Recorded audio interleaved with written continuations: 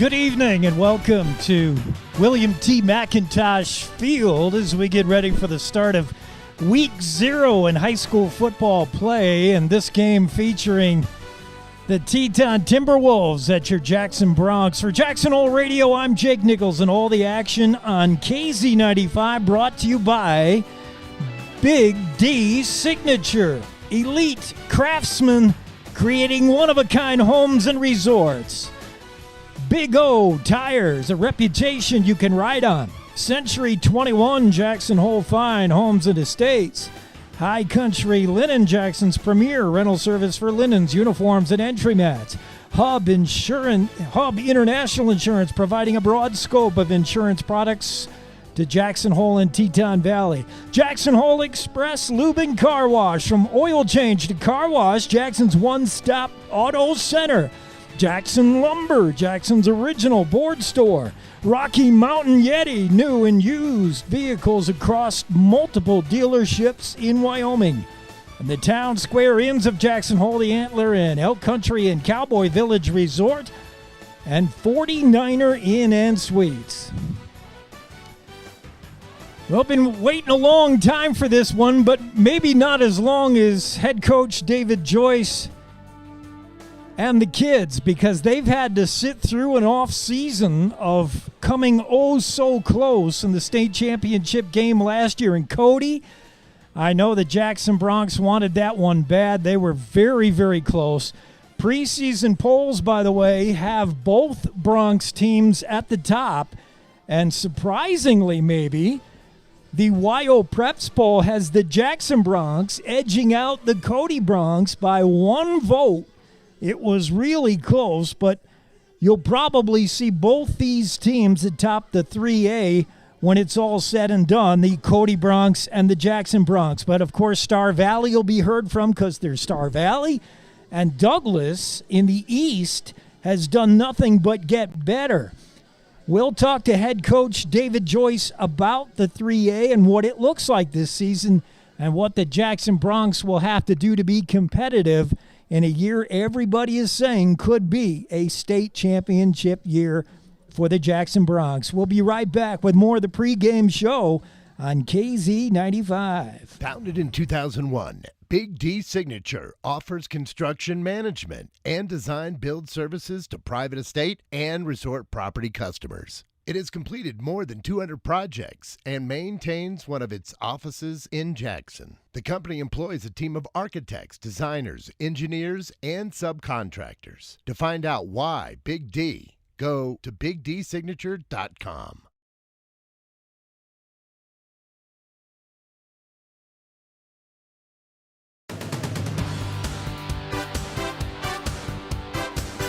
Back at the MAC and awaiting the start of kickoff here. We're about 25 minutes away from kickoff between the Teton Timberwolves and the Jackson Bronx. You know, one of the reasons a lot of folks are thinking this could be a state championship run for the Jackson Bronx, their first title since 2007, is the return of so many gifted seniors.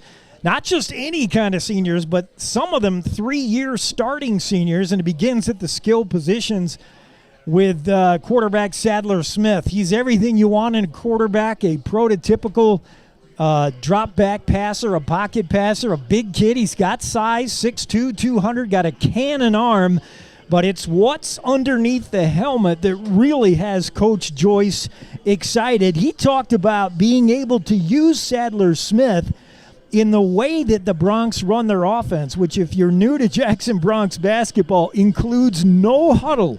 The plays are called from the sidelines, and they're called at the line of scrimmage. And what it means is Sadler Smith has to do a lot of pre-snap reads, and he is a film room rat. He loves to spend his extra time in the film room studying the playbook.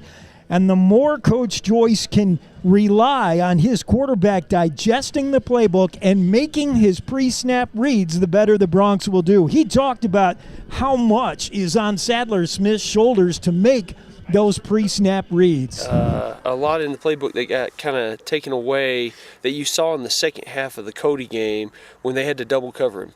So like in the second half of the Cody game, teams started being able to put their eighth guy in the box and fold in for Cody or for Brody or Sadler. And then when we got Nate back and he got going and we started throwing it, they had to double him. And then all of a sudden Brody got going in the run game against the best run defense in the state. And so this year, we don't want to run Sadler really until the big games if we don't have to, just because, we have options. Like we talked about, we have so many different skill guys.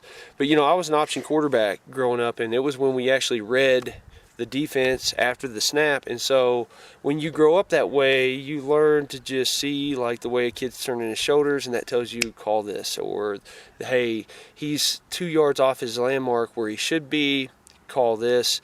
And so it just when you've done it since you were biting ankles, so to speak, reading where a guy lines up, how his shoulders are turned, and who's making the tackle, it kind of like calls itself. And so like with some of our guys, like with Sadler and Brody, I'm personally a little nervous just because we have options at so many different places. And me and Sadler have spent 3 years during flex time basically going over the offense, preparing for this kind of moment, to where I put the ball in his hands, and now we have a play called, and at the snap, he is throwing it to a dude or a player I didn't think he would be throwing it to, basically because the guy was out of alignment. And Coulter knows this guy's out of alignment, his shoulders are turned, I have a quick out, and the ball's there. And we had a run play called to the right. Yeah. And it's just a now route. And we've been doing that for the last month, where they are doing it on their own. And so I'm hoping that all that study time with Sadler, that he's capable of just operating like we've been in practice, and it's going to be fun to watch. To watch the maturation process of Sadler Smith, he's been starting since I think week 2 or 3 as a sophomore. He had poise then, and now he's really come into his own, and he's able to make some of those reads that Coach Joyce talks about, to the ability for him to be able to figure out what defenses are trying to do against him and do it in real time during the season, during a game, is going to be huge for this Bronx offense. So much is going to rely on Sadler Smith being able to figure things out from behind center, but he's not the only guy. This running core is going to be very, very good. You remember Jaden Cox, 2-time Offensive Player of the Year in the 3A? Well, Brody Hasenick has got a lot of people forgetting Cox already. Brody had a fantastic year last year. From what we understand, Coach Joyce will hold him out of this game. We don't expect to see Hasenick. He's nursing a slight injury to his knee that he picked up in bull riding, so I don't believe he'll play tonight. If he does, he'll be used sparingly. But then there's Clancy Maher, there's Coulter Dawson on the offense, and then the wideouts, Nate Kuipert and Sam Scott. I mean, this offense is loaded with weapons. And also, I guess the only question mark really is the offensive line, but Coach Joyce addressed that pregame. Well, you left off all those great guys that you talked about. You left off the leading receiver in 3A football, which is Sam Scott. Yeah, so I love him on that slant pattern over the middle. He's killer. He had the most yards of any receiver, and so and you're right. Part of that was Nate was dinged up last year, and so our offensive line is probably we have 4 seniors. So, we graduated Kobo and Jack Brown, and I love Kobo and Jack to death. They were with me from the beginning, so it's weird not having to practice with them around because this is the first year we haven't had them. But, we moved Matt Carney, who is right now about 6'3" and 275, who's the biggest lineman we've had since I've gotten here. And then we have Will Pugh and Henry Berzay, who, are as solid as they come, and, big kids. I mean, just grown men at this point. And then Ron Ransom is up to 230 pounds at center, and he's put on about 30 pounds in the offseason. So we're pretty big. We have a junior at right tackle, and we have 2 kids competing for that spot, but both those kids are either one could start, and I would have no issues whatsoever, no doubt about that they could get the job done. Pounded into. So, I had my reservations about the offensive line coming into this season, but Coach Joyce sold me This team graduated both tackles, left and right tackles. That's hard to do. Tackle is a very special position. That's who protects your quarterback on passing plays. But this offensive line should be fine, if not better. When we come back, we'll talk about the Jackson defense this season, and we'll also talk about the 3A West and the reason there's such high expectations this year for the Jackson Broncs. You're listening to the home of the Jackson Broncs of the pregame show. We're KZ95. Jackson Lumber, the board store, Jackson's oldest business and only true lumber yard in town. Jackson Lumber's hardware people are the best in the business, and they do it right the first time. Jackson Lumber works with people who make a living building, so the tools they sell are definitely the best hand tools and power tools available, with names like Vest Tool, Milwaukee, Makita, Skillsaw, Senco, Fine, and DeWalt. Jackson Lumber, the board store at 130 South Grovemont.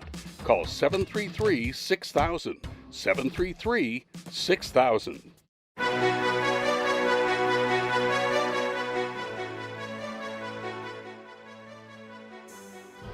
Back at William T. McIntosh Stadium. Let's talk about the defense. The Jackson Broncs defense last year was good, not great. They were kind of a bend but don't break defense, particularly the secondary, which was, well, to put it mildly, a train wreck early in the season. But they got better. Give them credit. By the end of the season and in the postseason, the secondary was much, much better. Also thanks to a pretty good pass rush. Henry Barazay, by far the team's best edge rusher, puts pressure on quarterbacks, but all of it hinged on the defense being able to stop the run. And last year they were able to plug the run between the tackles. Can they do it again this year? We talked to head coach David Joyce about the defense this season. Yeah, we took a lot of flack for teams passing on us, and only one of those teams beat us, and that was Pocatello. And really, we lost, I think, 31-16, and we gave up 2 Hail Marys. It was like 4th and 35, and the kid, we just misplayed the ball in the air, and then there was another, like, right before half, we misplayed the ball in the air. But Star Valley threw for, I think, 289 yards, and we beat them for the first time in, 8 years, not whatever, a long time, since 2015, I believe. And so, a lot of times if you can stop the run and that's what they want to do, then you need a quarterback and some skill guys like a Sadler Smith and some of the skill guys we got to where you can be poised for that last drive and be able to complete those passes that you need to complete. And, we'll play with different coverages where early in the game, we'll play tight and, we gave up a few shots, and that's okay, and then you can loosen it up as it goes on, and some of those come our way. But if you can't run the ball and you can make a team one-dimensional, you got a good shot to win. And so I feel like our defensive line and our interior are better than we were last year in a lot of spots. And then, we got some newcomers, Braden Wyrick at the outside backer, and Alexi DiDonato played free safety for us. He gained about 25 pounds the offseason, so we're dropping him down to our strong safety.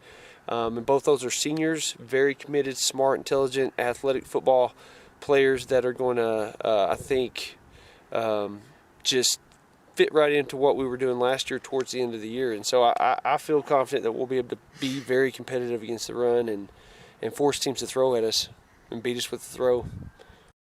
Jackson's ability to plug that interior run is going to be tough. They're going to miss Jack Brown. He did a lot of that last season. Henry Hershak as the outside linebacker was also key.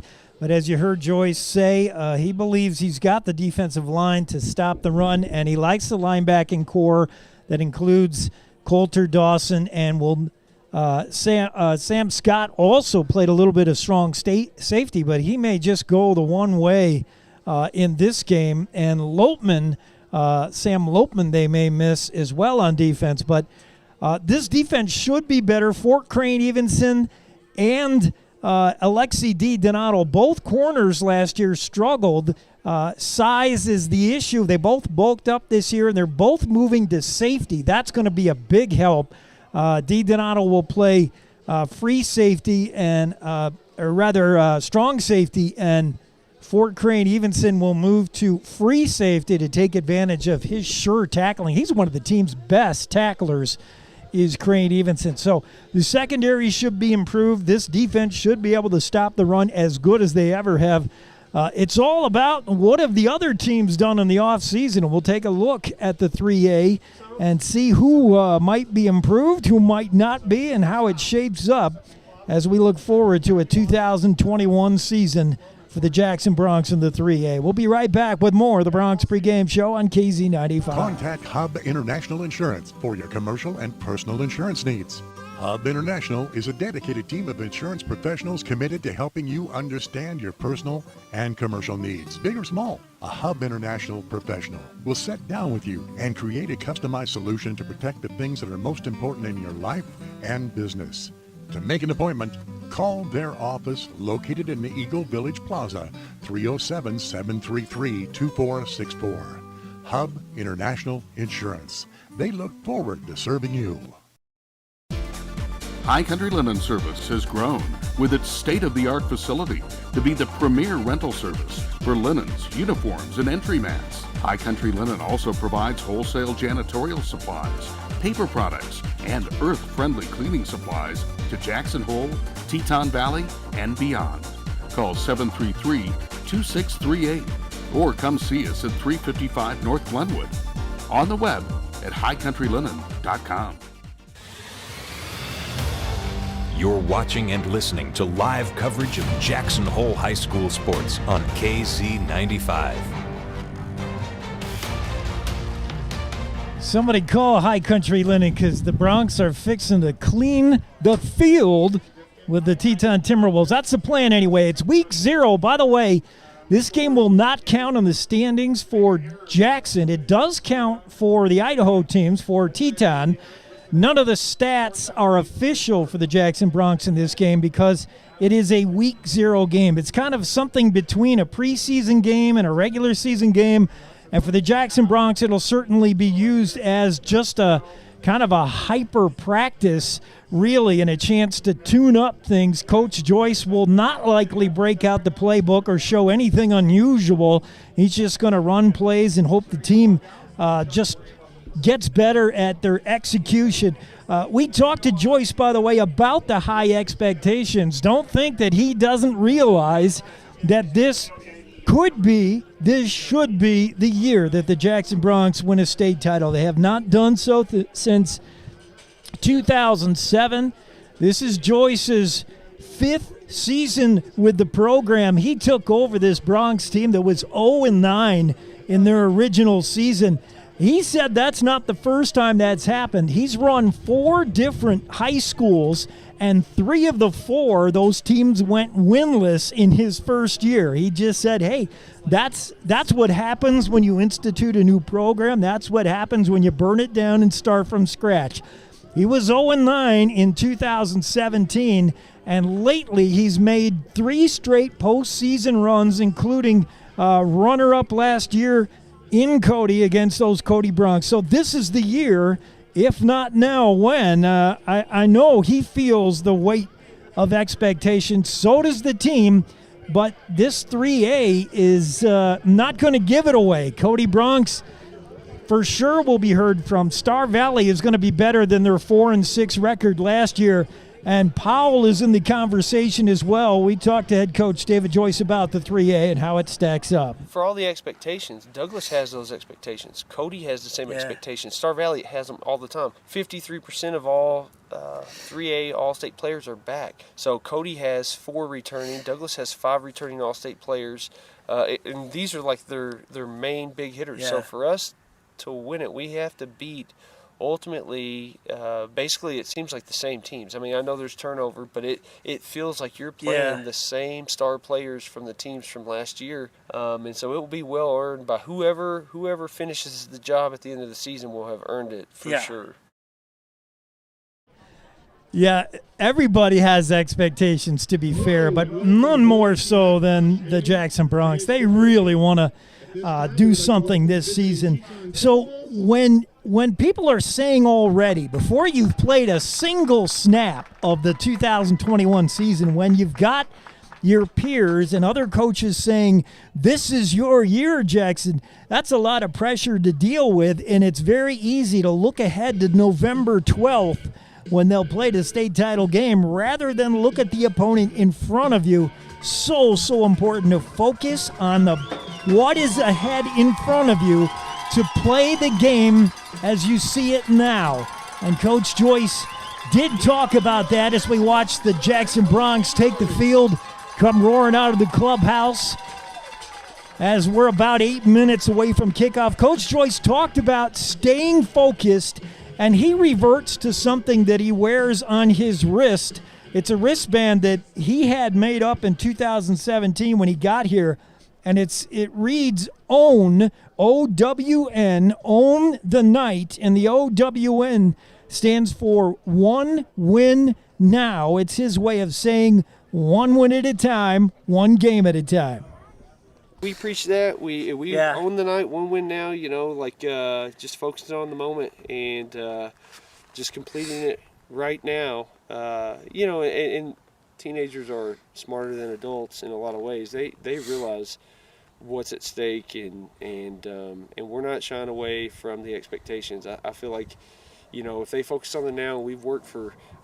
These guys, this senior class, they would come to 0 hour in the dead of February in the winter when they were having to walk over to the middle school, and they were tiny. Henry Berzay and Ron, I got all their weightlifting totals from that first year when they're not even bench pressing 100 pounds. And now we're here together, and so they understand we've sold out to hey, one win right now, and we'll own the night. But they also know that there's a big picture and the expectations, and we don't want those to hit us like a ton of bricks when we're playing bad, or like a Pocatello last year where a few things bad happened. We want to be able to embrace the moment, good or bad, and then just react to it and not get frozen by it. And so it's the same mantra. It probably always will be. And I wear this. I think this is from 2018 actually. And so this is the crew that flipped it around. So it's hard for me to take it off. That's Coach Joyce talking about own the night, win one now. That's the mantra for this season. Is his mantra since he got here in 2017. And when we come back, we're going to take a look at the Teton Timberwolves and some things that they bring to the table. They're under new head coach. We don't know a lot about this visiting team, but we will come back and take a look at the opponents just minutes away from kickoff here at the William T. McIntosh Stadium. Jackson Broncs and the Teton Timberwolves in the Week 0 opener here in Jackson. At the Rocky Mountain Yeti Jackson Hole Base Camp, they have new vehicles fit for every adventure. They have new Ford, Ram, and Jeep vehicles right now, including a wide selection of upfitted trucks. Come meet the friendly team of experts that will awaken and ignite your adventurous spirit and get you back on the road in no time. Let them help you get back to adventure at the Rocky Mountain Yeti Jackson Hole Base Camp today. Experience Jackson Hole like a local while staying at the Antler Inn, Elk Country Inn, Cowboy Village Resort, or 49er Inn and Suites.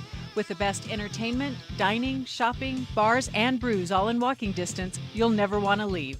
Call 1-800-4-TETONS or find them on the web at townsquareinns.com.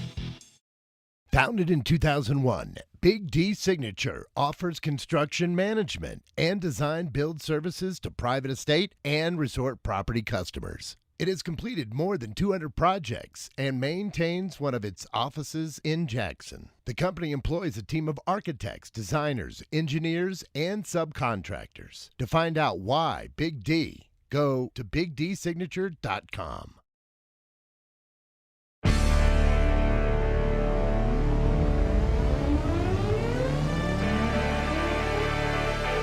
Back to the Willie T. Mack. This game brought to you by Big D Signature League Craftsman, creating one-of-a-kind homes and resorts. Big O Tires, a reputation you can ride on. Century 21, Jackson Hole Fine, Homes and Estates. High Country Linen, Jackson's premier rental service for linens, uniforms, and entry mats. Hub International Insurance, providing a broad scope of insurance products to Jackson Hole and Teton Valley. Jackson Hole Express Lube and Car Wash. From oil change to car wash, Jackson's one-stop auto center. Jackson Lumber, Jackson's original board store. Rocky Mountain Yeti, new and used vehicles across multiple dealerships in Wyoming. And the town square inns of Jackson Hole, the Antler Inn, Elk Country Inn, Cowboy Village Resort, and 49er Inn and Suites. Settle in. Good evening and welcome to Jackson. Glad to have you along on this broadcast as we get ready for kickoff between the Teton Timberwolves and the Jackson Bronx. The Timberwolves come in with under new head coaching Jeff Wilkes. The defense coach now takes over as the head coach from Brody Birch, who was there for quite a while in Teton. We don't know a lot about these Teton Redskins other than to say I can almost guarantee every time we play Teton there's going to be a Roosevelt in the lineup, and we do have one. He's going to quarterback the team. It seems an endless supply of Roosevelts, and this time it's Jerem Roosevelt, the junior, that's going to be doing the quarterbacking. Hiram, the running back, who had he tore us up going back last year and the year before. He's graduated out, but Jerem will be doing the quarterbacking. Brody Hess will do most of the running chores. He's also a junior. Riker Fulmer, another junior, will share time touching out of the backfield. The wideouts are Zach Douglas, a senior, Denver Arnold, a senior, Seth Covert, a senior, and Hunter Johnson are targets for Roosevelt as we get ready to go. It'll be interesting to see how well this Bronx team is able to run that high-octane offense. It requires a lot of timing, and this being the first game of the season, we'll see if they're clicking on all cylinders. Last year and the year before, I remember this team right out of the box looked very, very good. And with so many starting seniors at the skill position, you would think that they should be on it from the get-go. The coin toss underway at midfield. Teton Timberwolves will receive the opening kick. They'll move left to right on your radio dial. If you're joining us on the video stream, please do. JacksonHoleRadio.com. Look for links to our YouTube channel, and you can see the video stream along with this audio. Teton coming in with their road whites. They're dressed in the white tops, white pants, and the dark helmets. The Jackson Bronx going all black. They've almost eliminated the orange, although Activities Athletics Director Mike Hansen will tell me that there's still enough orange there to call them the orange and black, but they've pretty much gone all black here, and they're going to let Teton know they're in the black hole when they arrive at the Willie T. Mack. We're just about ready to kick things off. Jonathan Vasquez-Vargas doing the kicking again for Jackson. He's been working with a special kicking coach, and Coach Joyce talked about Vasquez-Vargas as a weapon, as a kicker. And I'm not talking about field goals. This Jackson team does not settle for many field goals. But what Vasquez-Vargas does on kickoffs gives the Bronx distinct advantage on so many times. Vasquez-Vargas has the leg to kick it out of the end zone just about every time he wants to. But what he'll do instead many times is kick a ball high, allow his coverage team to get down there, and hopefully create a turnover. So we'll see what Vasquez-Vargas does here as he tees it up. The Timberwolves, unlike most teams, have just one man back to receive the kick, trying to get a number. This sun just brutally glaring in here. It looks like the running back Brody Hess, but I'm not sure. Here's the opening kick. It's high, fielded at the 11 by Hess, running up the left side. He's got room. In fact, he breaks through, and he may go all the way. That's Hunter Johnson down the left sidelines.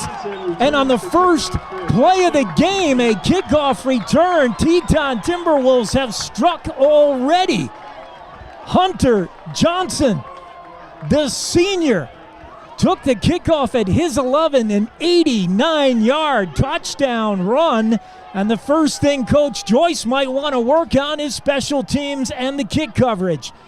Hunter Johnson, I don't believe, was touched as he just streaked down the left sidelines and nobody really got a hand on him, and I would keep an eye on number 14. Here comes the point after, and it looks like the Timberwolves may go for this.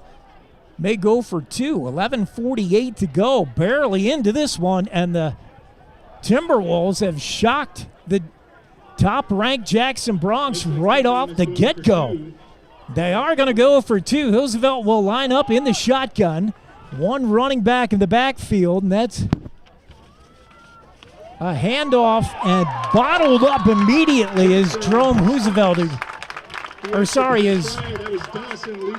Hunter Johnson, Coulter Dawson in on the stop. So the PAT no good, and it remains 6-0. We'll stay right here as this game off to a jolting start. If you just joined us, you missed scoring already. The opening kickoff taken all the way by Hunter Johnson of the Teton Timberwolves for a 89-yard kickback return.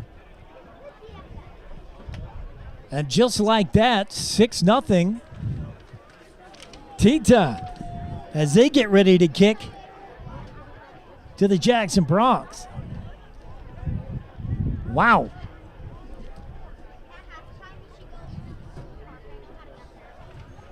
Did not see that coming. We'll see if the Bronx send back to kick return. Last year we saw a little bit of Clancy Maher. This time it looks like it's going to be Thomas May, the sophomore, back there, along with Fort Crane Evenson. May on the far side, Evenson standing at his own two, both standing at their own 2-yard line. Jerome Roosevelt does the kicking. He's got the ball teed up at the 40, and we're ready to go. 6-0 Teton. Just 12 seconds into this one. Here's the kick. It's low, and it's to an up back. It's going to squirt through the hands of the up back, and it's picked up there on the far side by Mays out across the 30 to the 33-yard line. That's where the Bronx will start. 1st and 10 on their first possession. Returns the ball to the 33-yard line. Jackson just like that, down 6-0. That was Thomas May, the sophomore, on the kick return. Joyce will work in some underclassmen here in week 0, so we'll see some different faces. But Sadler Smith brings him up. He's in the shotgun. He's got Kuiper split left, Dawson in the slot left. And the snap. Sadler wants to throw. He's got Coulter Dawson over the middle. A safe little dump pass, and Dawson picks up 7 on the play. It'll be 2nd and 3. 6 yards. Nice, easy completion, something to start developing a little rhythm. The ball just outside the 40. 2nd and 3. Sadler Smith again in the gun. The snap. Smith hands off, right side, 1st down, and trying to pick up a number there on the run. Normally you can count on it being Brody Hasenek, but I don't believe Hasenek will see playing time today. Not sure who that was on the carry. Jackson 1st and 10 now at the 48-yard line. A fresh set of downs as Smith brings them up. 2 receivers to the left, 1 to the right. Snap, play action pass. Sadler Smith coming near side, wide open as Scott, but the ball is overthrown. He wanted Scott, the leading receiver in all of 3A last year, and he had him open.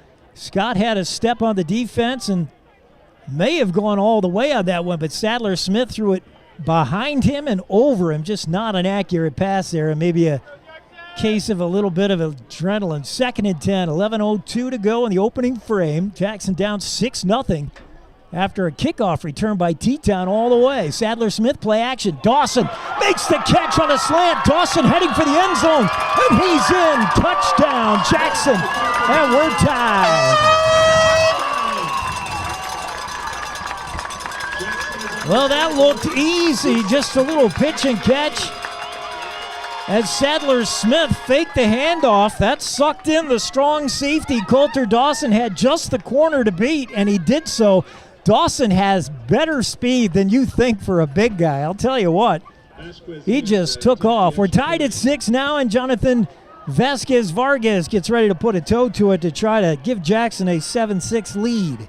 This will be his first PAT attempt of the year. He missed all last year 1 point after, and he hits this one.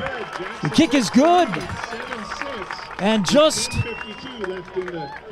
barely a minute, 8 seconds into this game, we have a 7-6 Jackson lead. We'll be back. You're listening to Bronx Football on KZ95.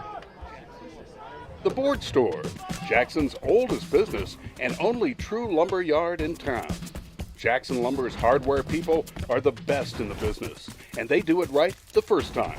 Jackson Lumber works with people who make a living building, so the tools they sell are definitely the best hand tools and power tools available, with names like Vest Tool, Milwaukee, Makita, Skillsaw, Senco, Fine, and DeWalt. Jackson Lumber, the Board Store at 130 South Grovemont. Call 733-6000, 733-6000. Let's get back to the live action on KZ95. Here's Jake Nichols.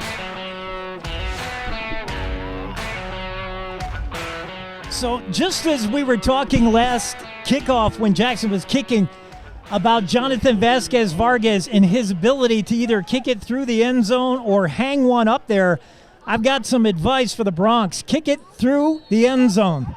Do not kick it to Hunter Johnson, who was back at his own 2 awaiting the kick. He took the opening kickoff for 89 yards down the left sideline for a touchdown. We'll see what the Bronx do here. I mean, they need to work on kick coverage.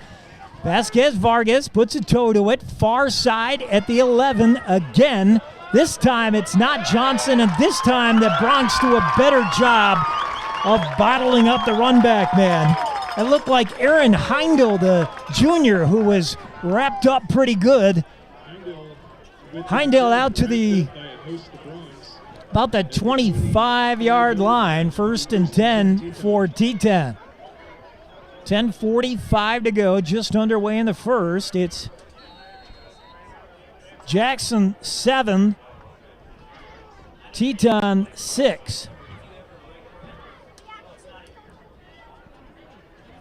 1st and 10 for the Timberwolves. The snap, handoff right side. That doesn't get far. In fact, that's going to lose a yard or two, and it looked like Johnson on the carry.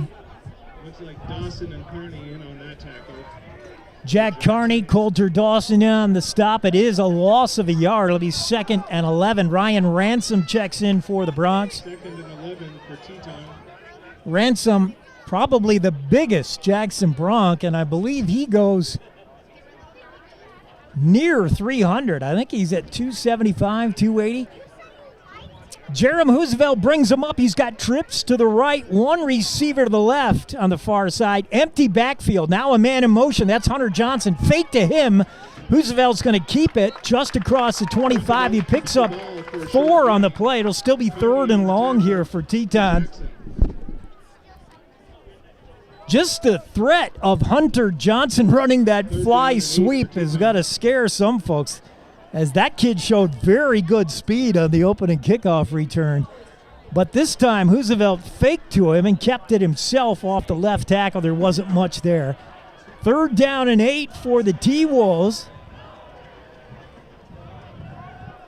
They send out 2 receivers left. Now a man in motion is Hunter Johnson. 3 receivers to the right, 1 to the left. And the shotgun snap to Roosevelt. He's going to look near side, scrambling now. Now he fires, got a man, 1st down and more for Teton. It looked like Roosevelt under pressure, gets the ball away. Looked like Maher on the tackle there. But a nice, easy roll out there as Roosevelt bought himself some time by rolling out and just got rid of the ball. 1st and 10 out to the 40-yard line now. Timberwolves break the huddle. Ball on the right hash, near hash. Sun, if you're watching the video stream, just blinding right in on us. Here's Roosevelt in the shotgun, sends a man in motion. It's Hunter Johnson. Johnson with the keeper right side, and Coulter Dawson with a big hit. Trying to get around the end. Met by by Bearsley, Dawson, and a couple other Bronx. Henry Bearsley also in on the tackle. If Johnson got a yard, he earned it, and I don't believe he did. He got maybe a foot. 2nd down and 10.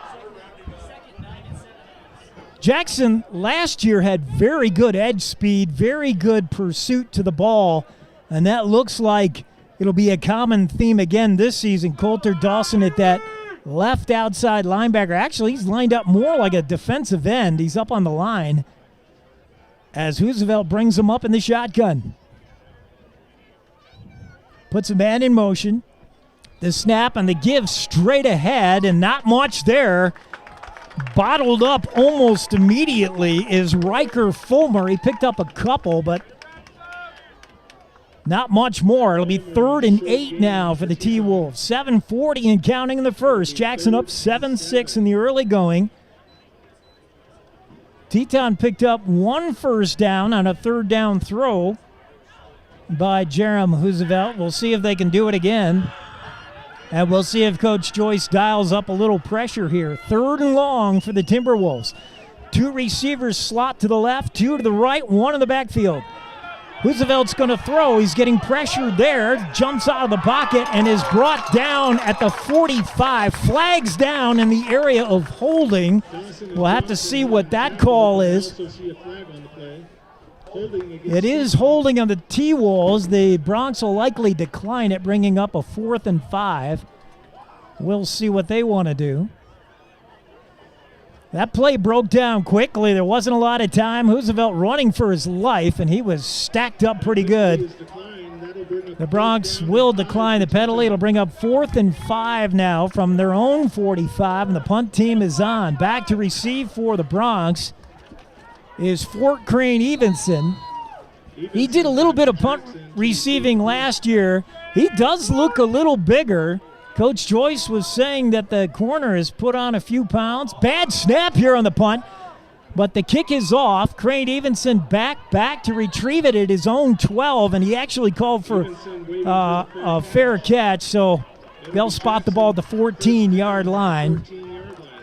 So a good punt, especially considering the snap, and Jackson pinned it in their own territory. The 14-yard line will start out 1st and 10. The Bronx lead it 7-6, 6:53 to go in the first. If you joined us late, the Timberwolves, first time they touched the ball, ran the opening kickoff back for a touchdown. They went for 2 on the point after it, failed. And then the Bronx, on a pass play from Sadler Smith to Coulter Dawson, made it 7-6. Jackson now in a bunched formation. And the fake play-action pass, and again it's behind Smith. Sadler Smith and Scott Smith, the Smith-Smith connection, which was so good last season, looks like it's a little rusty to start this year. That's twice now Sadler has targeted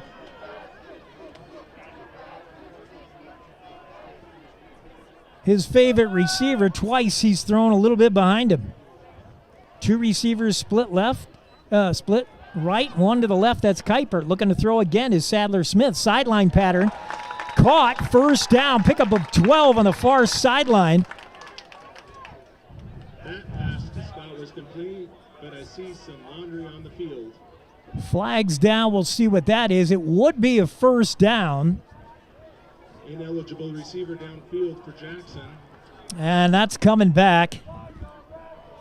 As you heard the PA announcer, ineligible receiver downfield. So Jackson now going to be looking at a 2nd and 15. I believe that's a 5-yard penalty. We'll see how much they mark off here. Yes, 2nd and 15. Jackson now going the wrong way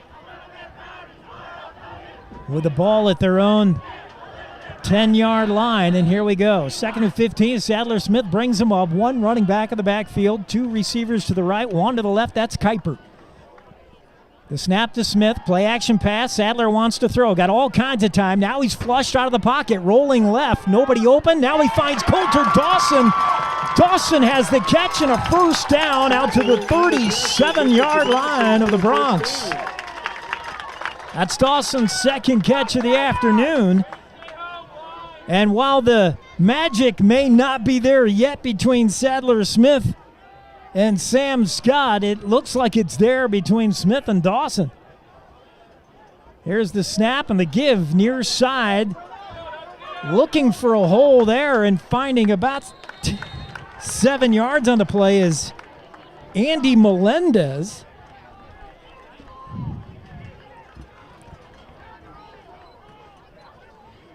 Once again, if you joined us late, Jackson Bronx coach Joyce probably going to hold Brody Hasenek out of the game. Their star running back, he's nursing a bit of a sore knee from bull riding. He's a rodeo athlete. Second and short, and give it again straight ahead to as a first down run by Jack Joyce, the freshman. That's the coach's kit. He's a sure runner, secured the football and didn't do anything fancy there. Just hit the hole, picks up a first down at midfield. AARP reminds you when you're at the 50, as in age 50, you better talk to AARP. Pass near side, Nate Kuiper. That was an easy pitch and catch. Nate steps out of bounds with a 9-yard pickup, just short of the first down. It'll bring up second and short, and this is the kind of down where you might want to take a shot here. We'll see what Sadler does.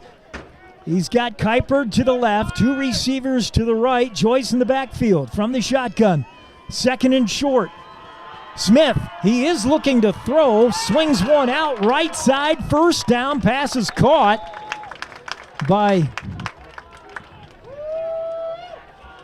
I'm not sure, it's so difficult to see these numbers with the sun. Looks like Drew Greibel, the junior.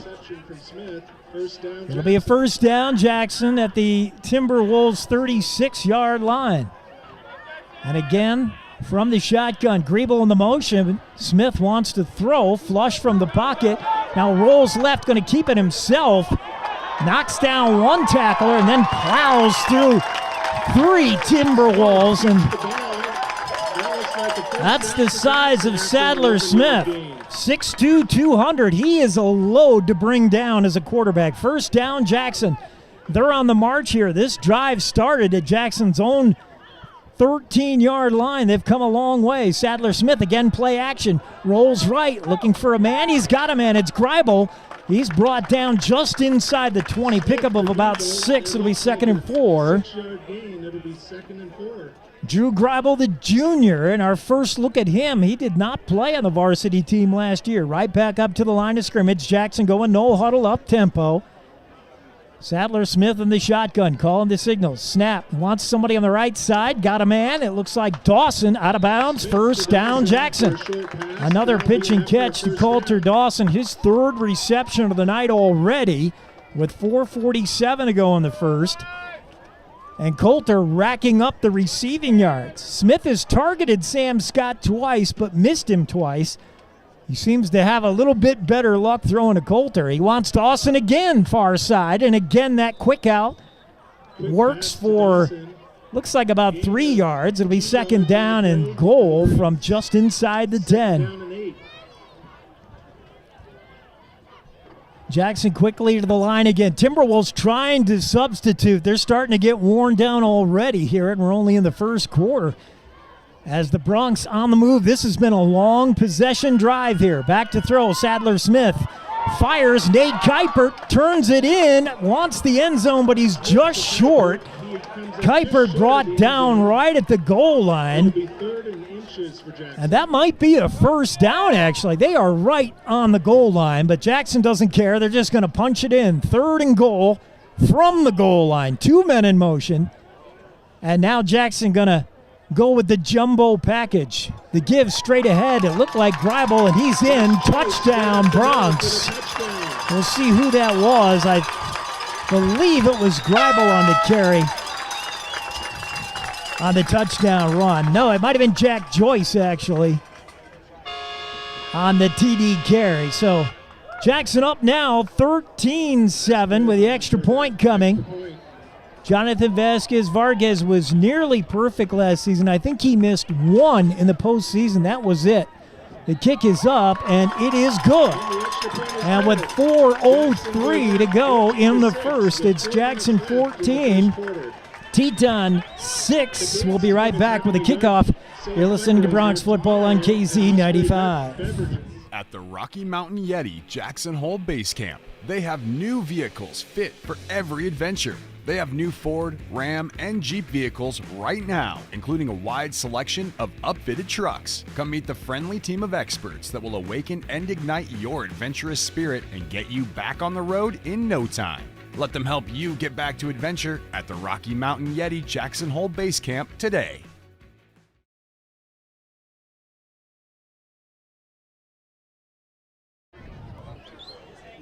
We're back here at the Willie T. Mack. Jackson, so far the offense looks pretty good. Coach Joyce has to be happy with that, as the Broncs have touched the ball twice, both times put together pretty long drives. That last one, I'm not sure how many plays that consisted of, but that was a long drive from deep in Jackson's own territory, and they put together a 87-yard drive for the score, capped off by, I believe, a Joyce run.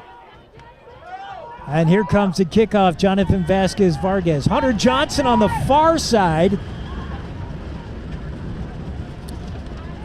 is joined by another deep back. Now they're going to switch sides as they want to make sure they get the ball in the Johnson's hands, but they don't. The kick actually goes to Aaron Heindel, and Heindel is brought down just outside the 20, the 21-yard line.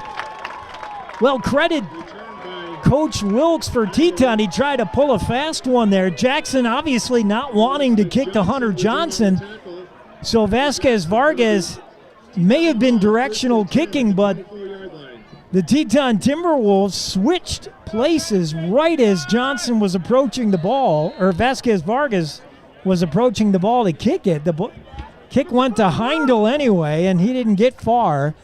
Out to the 24-yard line. They're going to spot the ball, 1st and 10 for the T-Wolves. 3 receivers to the right, 1 to the left. As Roosevelt is joined to the backfield. Fake handoff. Roosevelt's going to keep it himself, running left side. And he's finally dragged down. Good pursuit out there from Jackson. That was Everest Johnson, who was hassling Roosevelt and eventually tracked him down from behind. A pickup of about 3. It'll be 2nd and 7 for the Timberwolves. 3.5 to go here in the opening frame. Jackson up 14-6 in week 0, first week of play here in Jackson. Likely Coach Joyce will bring in a host of underclassmen in the second half of this one if they can secure a decent lead, as Jerem Roosevelt brings them up, puts a man in motion, and he moved too much. Roosevelt, I believe, is going to get a pre-snap motion there on the quarterback. Roosevelt looks like delay of game on Teton. Well, they're going to say delay of game as Roosevelt was out of time. He put a man in motion, but he did so in such demonstrative fashion that I thought maybe they flagged him for a pre-snap movement. It'll bring up 2nd and 12 now for the Timberwolves.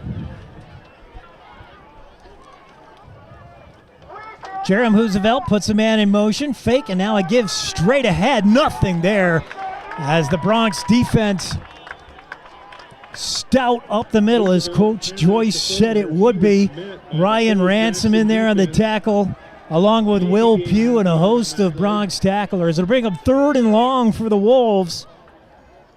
Barazay checks in on a passing situation, and he'll put heat on the quarterback. That's his specialty. Roosevelt brings him up. A little bit of a running formation here on a throwing down. We'll see what the Timberwolves do. Jerem Roosevelt puts a man in motion. The snap. Roosevelt wants to throw. Pressured immediately. Gets the ball off to Hunter Johnson. Johnson scrambles across the 30 to the 31, but he's well short of a first down. And it brings up a punting situation for the Timberwolves. Good job by Jackson, as they really put pressure on Roosevelt. Nothing he could do but pop an outlet pass there to Johnson, and that didn't go for much. Back to receive again, Fort Crane Evenson. He'll be standing on his own 35-yard line to receive this one. Kind of a funny snap last time. We'll keep an eye on the long snapper here for the Wolves. Snap's a good one. The kick is off. That's a good one. And Fort Crane Evenson at his own 35. Coming near side. He's dragged out of bounds. Pickup of nearly 10 on the return. Good job by Crane Evenson. 1st and 10 for Jackson at their own 45-yard line with 1:24 to go in the first quarter. Now they'll put the ball at the 44.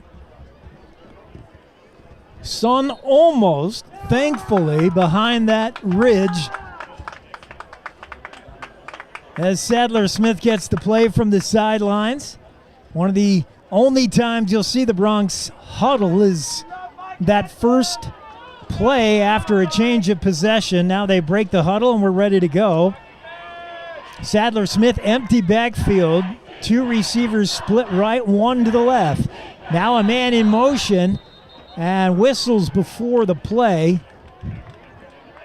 We'll see what that was. And Jackson took too long. So the Bronx are not used to huddling, and I think maybe Sadler doesn't know how long you get between plays. They normally don't eat much more than about 8 seconds between plays. Too long in the huddle there. Let's see if they have the same play on. They do. Sadler Smith back to throw. Screen pass to Nate Kuipert. Kuipert makes the reception. Didn't get much, though. He got back the penalty yardage. That's all. It'll be still 2nd and long coming up for the Bronx. 2nd and 11. Well-designed play, taking advantage of the Timberwolf pass rush and getting the ball into the hands of the enormous Nate Kuipert. He is much, much bigger than he was last season. Here's a handoff to Flags on the play. Handoff near side to Jack Joyce, and I believe that's going to be face mask. Joyce looked like his head snapped around a bit on that play. And I believe that may be, it is face masking on Teton. So that'll be a first down for Jackson. That'll be enough for a first down. That's a 15-yard penalty in high school, no matter how aggressive the face mask, an automatic 15.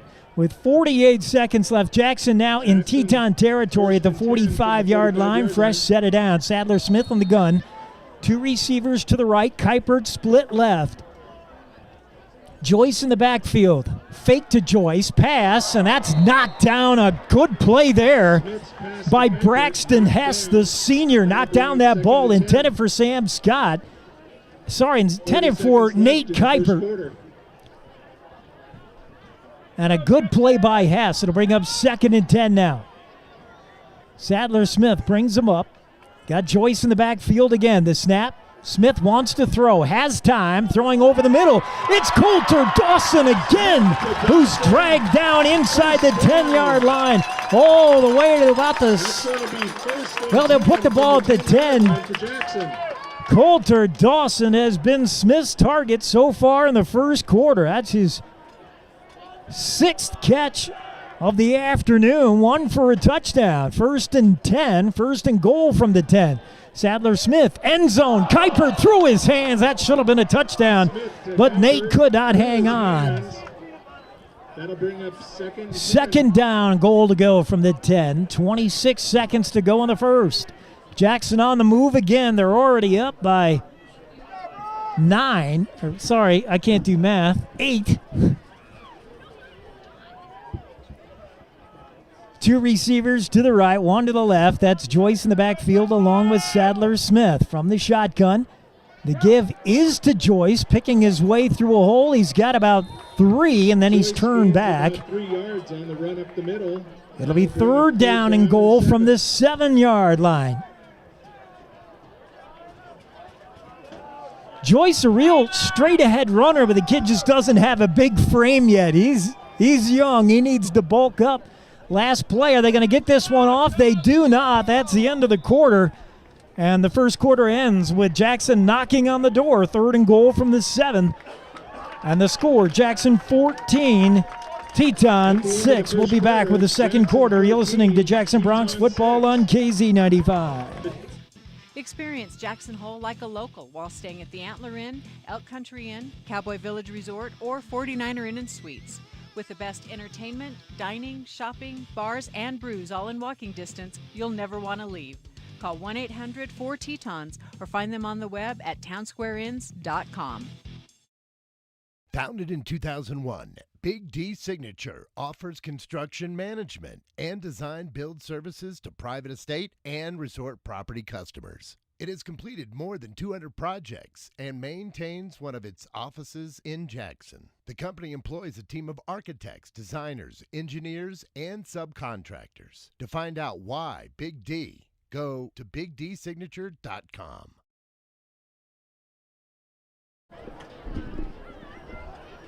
Back at the MAC.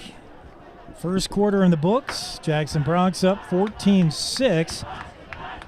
And nearing Beginning of the second quarter, Jackson ball, 3rd and 7. another score if they can do it.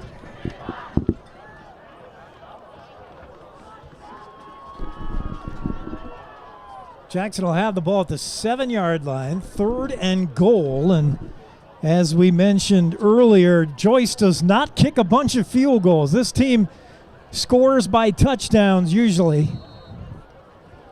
So it's almost always 4-down territory when you're talking about the Bronx. Here's the snap. Sadler-Smith design rollout to the right. Throws, has a man right at the pylon. It's caught. And the pass is dropped. And no, it's not caught. Sorry. Coulter Dawson dropped. That's a first drop for Dawson. Thought he had that. It was a nice design play. Coulter Dawson right at the pylon. And that's the second time that pass would have been good for a touchdown. The first time to Kuipert, he dropped it. This time Coulter Dawson. Jackson will set up to kick the field goal here. And I imagine that's just to work on field goals. In fact, there's some confusion as to who the field goal personnel includes. Now we look ready. Sadler-Smith will do the holding. Snaps good, holds good. Vasquez-Vargas kick is through. And Jackson has its first field goal of 2021. It's 17-6 Jackson. We'll be back with a kickoff. You're listening to the Jackson Bronx football on KZ95. Contact Hub International Insurance for your commercial and personal insurance needs. Hub International is a dedicated team of insurance professionals committed to helping you understand your personal and commercial needs, big or small. A Hub International professional will sit down with you and create a customized solution to protect the things that are most important in your life and business. To make an appointment, call their office located in the Eagle Village Plaza, 307-733-2464. Hub International Insurance. They look forward to serving you. This is KZ95 with live coverage of the Jackson Bronx. Back at the back, 17-6 Jackson as they get ready to kick off. Sun just starting to set. Beautiful night if you got time to get down here. Plenty of time to see the rest of this football game. Can't do it? We understand. That's why we're here. Watch the video stream on KZ95.live. Look for links at jacksonholeradio.com. It'll take you to our YouTube channel, and we're broadcasting both audio and video tonight in Week 0, Teton Timberwolves and the Jackson Bronx. T-Wolves have back to return Henry Johnson. He took the opening kickoff for a touchdown for Teton's only score, and we'll see if Vasquez-Vargas wants to avoid him. Joining him back there has been Heindel, and I believe it still is. No, it's Kaysen Kersley now, and here comes the kickoff as the fans rumble the stands. Vasquez-Vargas kick. It's going to the deep bag. That's Riker Fulmer. Fulmer runs into a couple of tacklers early. Fort Crane Evenson had an early hit on him. And so did Thomas May put a hit on, but they couldn't wrap Fulmer up. He managed to squirt free for a few more yards. It'll be 1st and 10 Teton deep in their own territory. They're going to have a long way to go here at the 16-yard line. Second quarter action. You say it's been Bronx all the way, but the Timberwolves on that opening kickoff return put a scare into the orange and black, that's for sure. As Jerem Roosevelt brings his team up to the line of scrimmage from the gun. Sets a man in motion now. The snap, the fake to Johnson. Play action pass. No, he handed up in the inside. I didn't even see that. Sneaky handoff to Fulmer. He picks up about 3. It'll bring up 2nd and 7. 2nd and 6 maybe. Very much like Star Valley, this Teton team loves to run a lot of motions pre-snap, and especially the wide receiver will run that fly sweep motion, giving you the idea that they might give a handoff to the wide receiver in motion, but here he comes again, and this time a fake. Roosevelt wants to throw. Look out! He's caught from behind. Alexi Donato, I believe, on the stop. And Roosevelt never saw him, never felt him. Donato blitzing from his strong safety position. And that is exactly how you dial it up if you're Coach David Joyce. The strong safety blitz, Donato bearing down on Roosevelt, who was rolling right but never felt him coming. It'll be 3rd and long now for the Timberwolves. 2 receivers to the left, 2 to the right. In the backfield with Roosevelt is Fulmer. Back to the throw.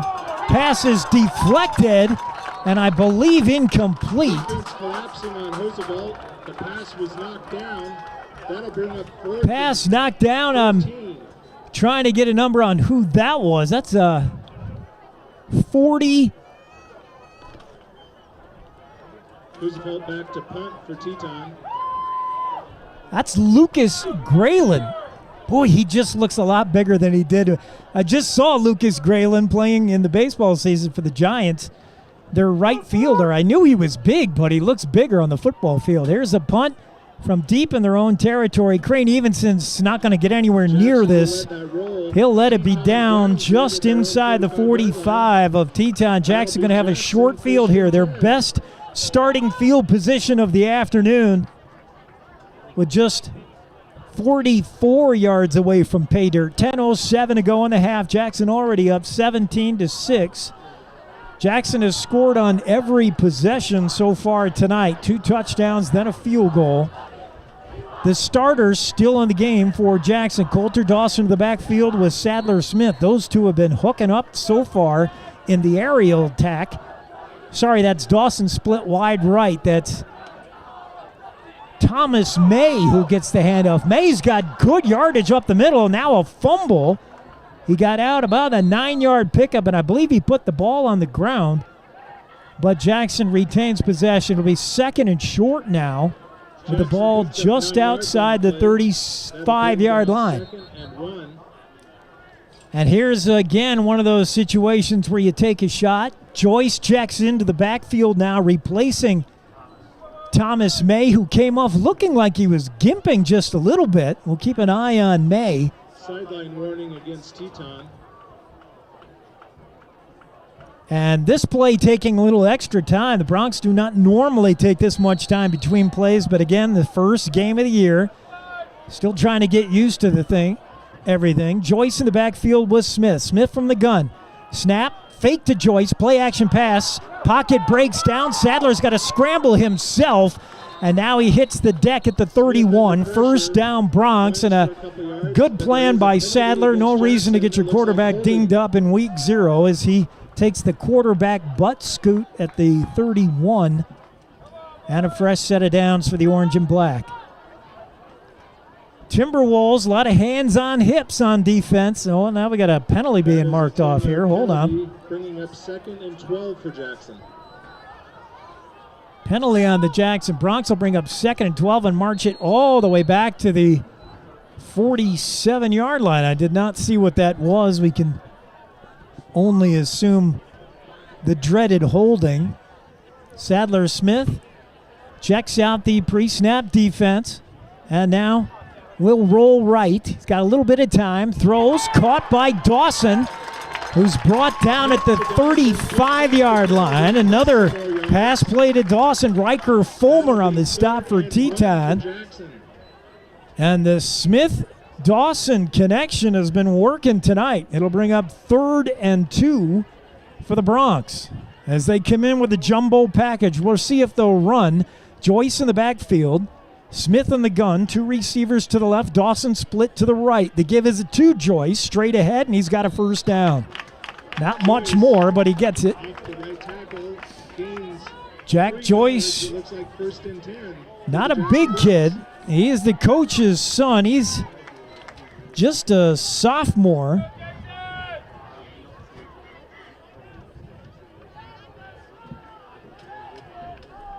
First and 10 for Jackson. Smith back to throw, looking left, wants Dawson again, Scott this time, but it's overthrown. Smith to Scott, just overthrown. That'll bring Sadler Smith, who had that kind of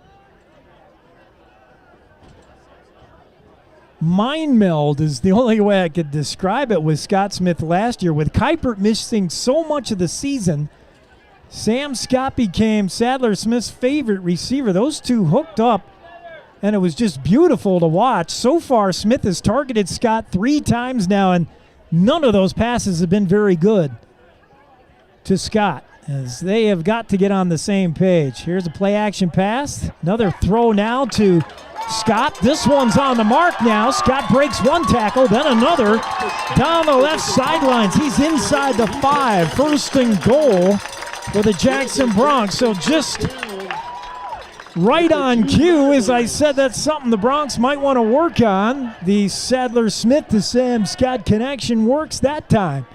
A big gain on a pass to the left side. And first and goal from the 3 for Jackson. Joyce in the backfield. Sadler-Smith on the gun. Smith going to take it himself, running right behind Joyce, untouched in the end zone. Touchdown. Sadler-Smith on the design keeper, running right behind Joyce. I don't think Joyce even needed to make a block, as the offensive line blew open a huge hole there.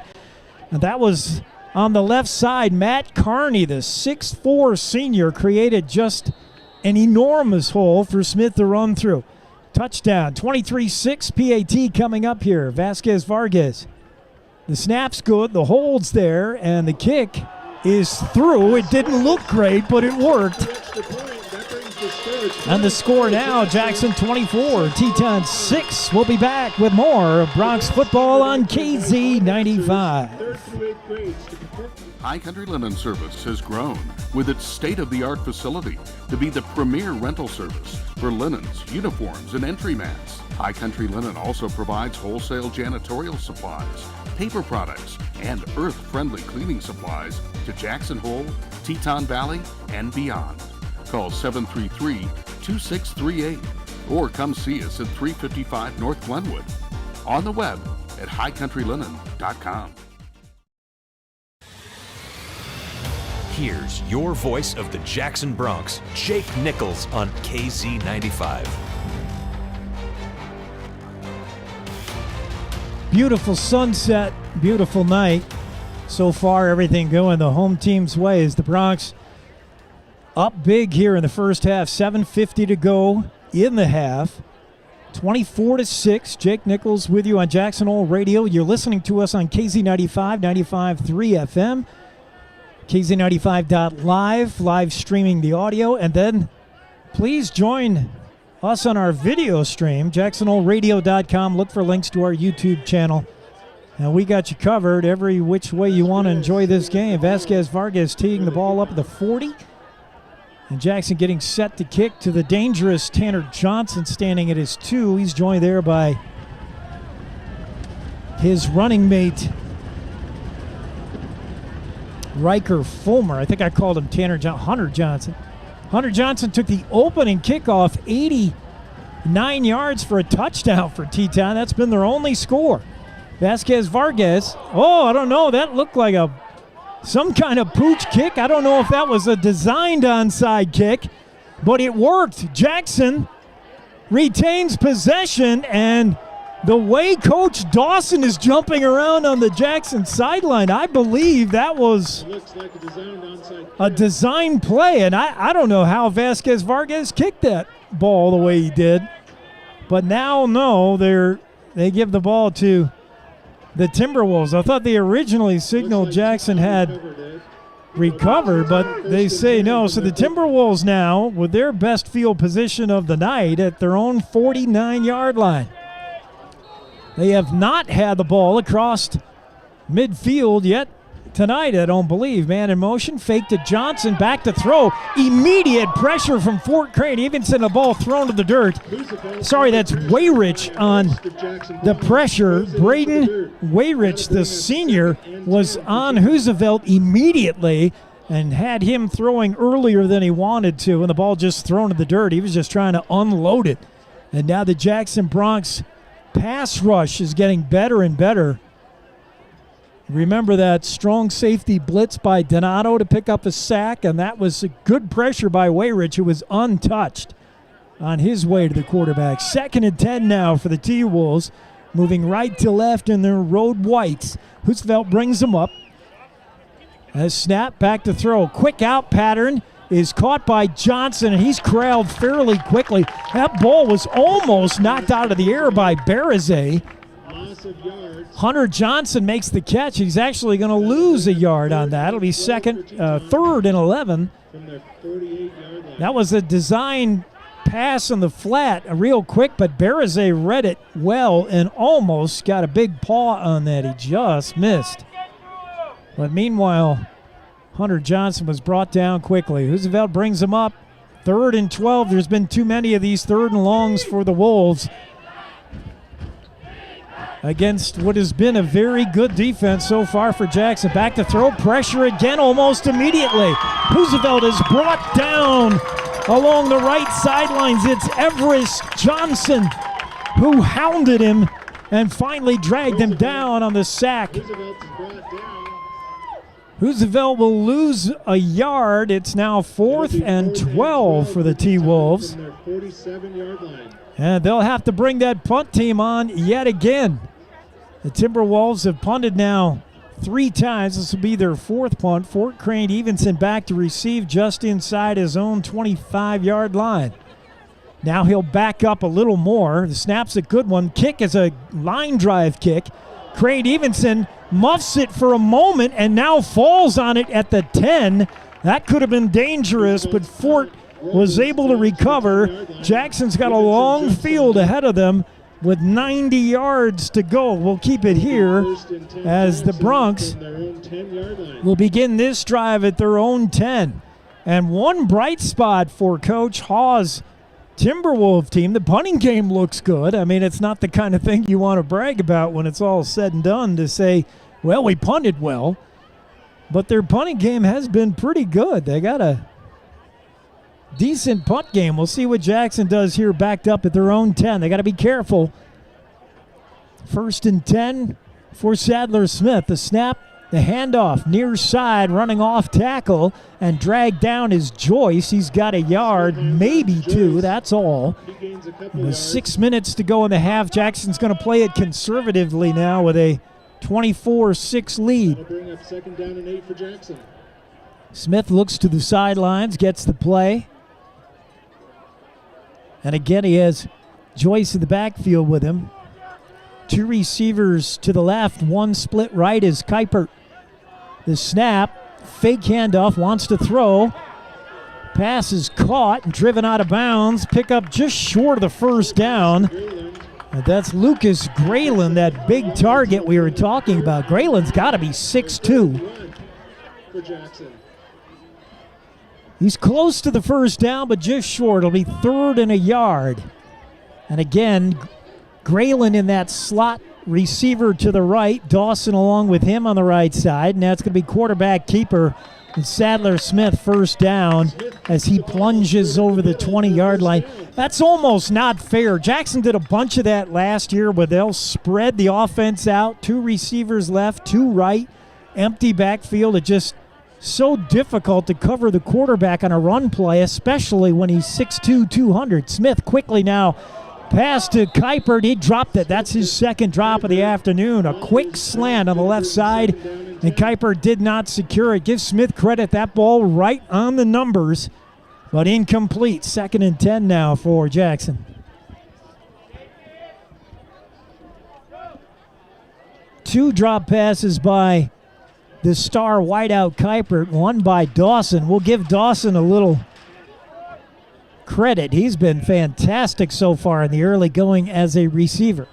Snap to Smith, play action, wants to throw, looking for Dawson, over his head, incomplete. Sorry, that's Graylin on the right side, I believe. Just over the head of Lucas, and it'll bring up 3rd and 10 now. And not sure this would be 4-down territory as deep as they are in their own end of the field. So Sadler Smith probably wants to dial up a play that gets it all here. 3rd and 10. We'll see what they do. In the shotgun, 2 receivers left. Kuipert split right. In the backfield is Joyce along with Smith.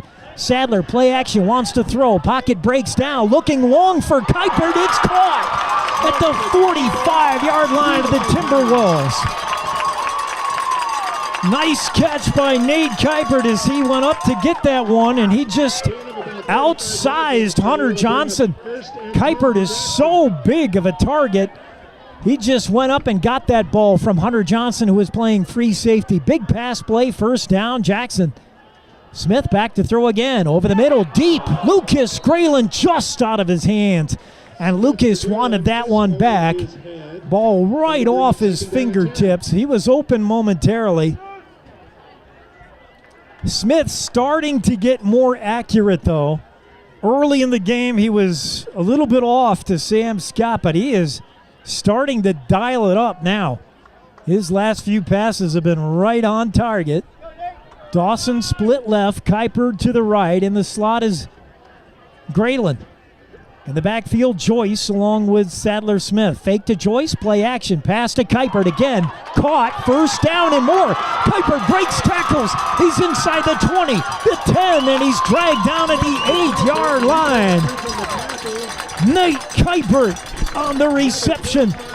Now that's one of the things Kuipert gives you in addition to his speed, and he's a legit burner. He's a guy who opens the field, but it's his ability to break tackles. He is a big wide receiver, and he presents a lot of matchup problems for secondaries who simply can't bring him down. That was all Kuipert. The pass play was good for maybe 10 or 12 yards, but the yards after the catch, or yak, was twice what the reception was, as Nate Kuipert all the way down inside the 10. 1st and goal, timeout, as Teton just trying to give that defense a rest. They've been on the field for most of the first half. Actually, it was a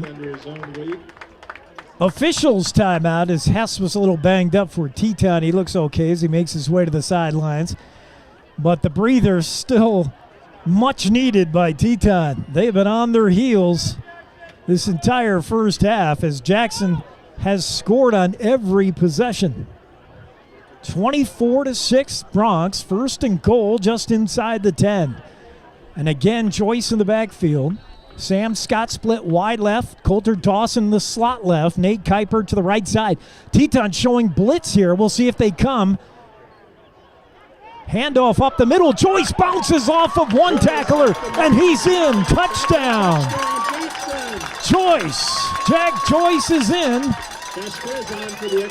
And I want to say that's his 2nd touchdown run. We still don't know who had that first one back in the first quarter, but Jack Joyce did a nice job. The hole wasn't there originally, and they caught Teton in a defense that was blitzing from the outside. It was a perfect play call. And I wonder how much that was Sadler Smith. Here's the point after. The hold's good, the kick is good, and Jonathan Vasquez Vargas JVV is true. It's Jackson with a big lead here, and we'll take a break and come back. You're listening to Bronx Football on KZ95. At the Rocky Mountain Yeti Jackson Hole Base Camp, they have new vehicles fit for every adventure. They have new Ford, Ram, and Jeep vehicles right now, including a wide selection of upfitted trucks. Come meet the friendly team of experts that will awaken and ignite your adventurous spirit and get you back on the road in no time. Let them help you get back to adventure at the Rocky Mountain Yeti Jackson Hole Base Camp today. Your home for Jackson Hole High School sports is KZ95. Let's get back to the game.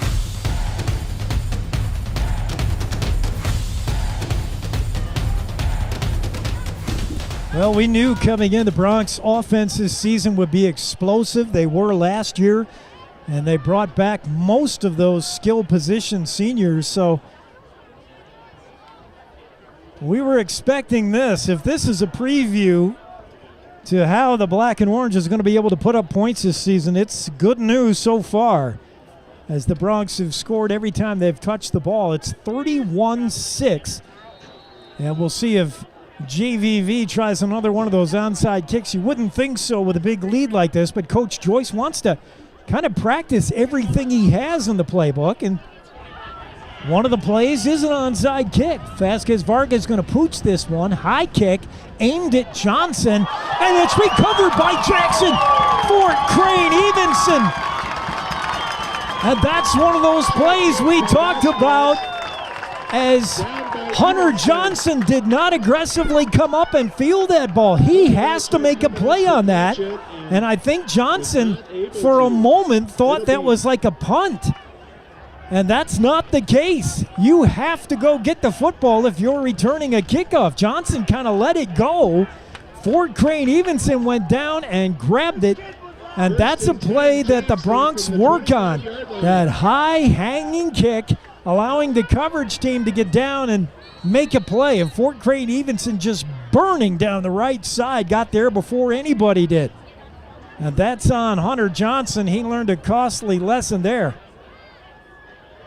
Jackson with the football again on the Teton 25-yard line. 1st and 10.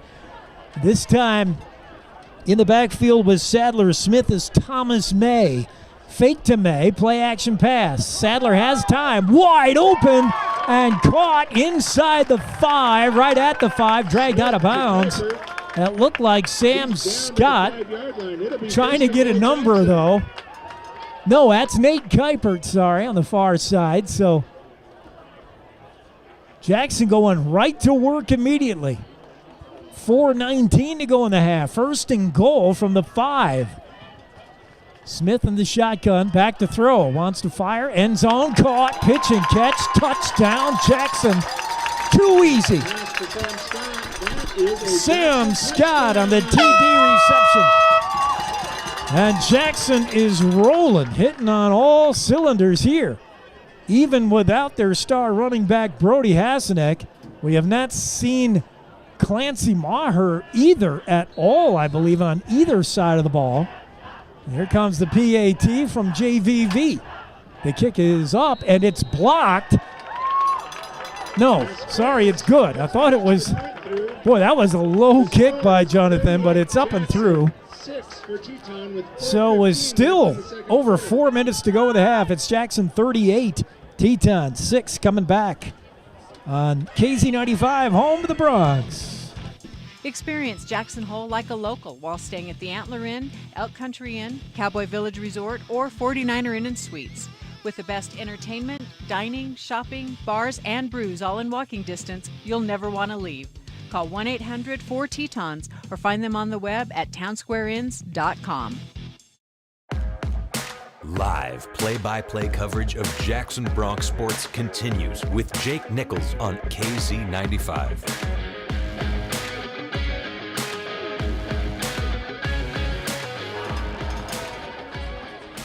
Well, knowing Coach Joyce the way I do, I think the first thing he'll tell the boys in the clubhouse at the half is, how could you surrender an opening kickoff touchdown to these guys?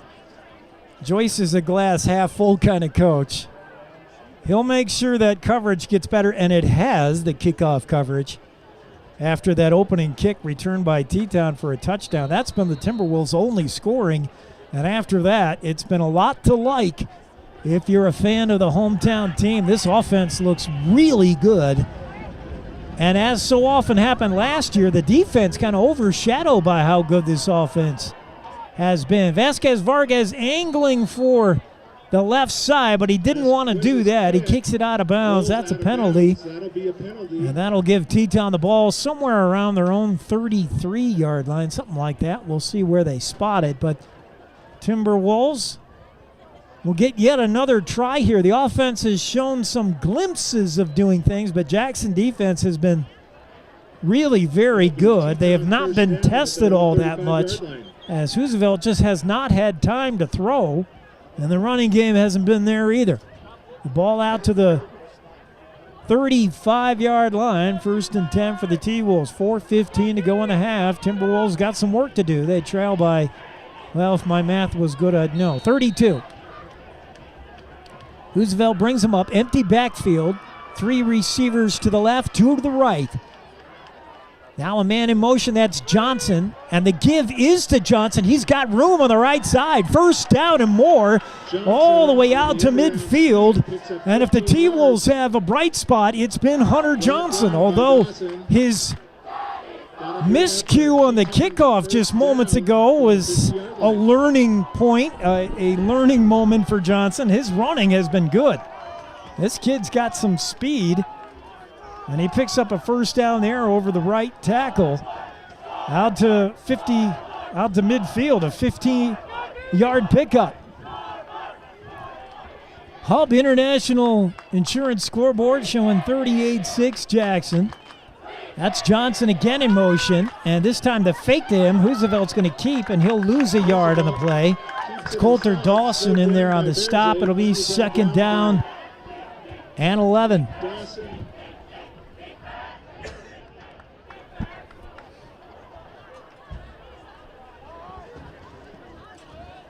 Henry Berzay checks out as Joyce going to try to keep the crew fresh. We're certainly going to see a lot of the underclassmen, some of the JV team perhaps, in the second half here in week 0. And a game that doesn't mean anything for Jackson in the standings, just trying to work on execution here in the opening week. Roosevelt brings him up. From the shotgun, in motion is Johnson. Back to throw is Roosevelt. He's pressured, looks to throw over the middle, and it's incomplete. A chance for Coulter Dawson to pick that off. Roosevelt ends up getting blasted as he let that ball go, and he is slow to get up. It'll bring up 2nd and long for Jackson, or for Teton. 2nd and 10. Berzay checking back in. Will Pugh checks in. Jack Carney comes out. Ransom comes out as Joyce keeps that defense fresh. Teton taking their time in the huddle. The more time you spend in the huddle, the less time the Broncs have their hands on the ball. That might be a good strategy, as they're just trying to eat up some time here and get out of the half alive. Rolling right side and driven out of bounds is Braxton Hess. That brings up 4th down. And a 4th down now coming up for the T-Wolves, and they still have not, I don't believe, penetrated into Jackson's end of the field yet tonight. This drive stalling on the 48-yard line, where they're going to have to punt. Back to receive is Fort Crane Evenson, standing on his own 20. The snap is high, but tracked down by Roosevelt. Gets a kick, and that's a good boot into it. Crane Evenson at his own 20, up to the 30-yard line, where he's stacked up, but he pushes the pile. Crane Evenson, with a little bit of help from his friends, manages to pick up 14 on the return, including 4 yards after initial contact. Good job by Crane Evenson, who has definitely bulked up in the offseason. He looks a little bit thicker. 1st and 10, Jackson now at the 35-yard line,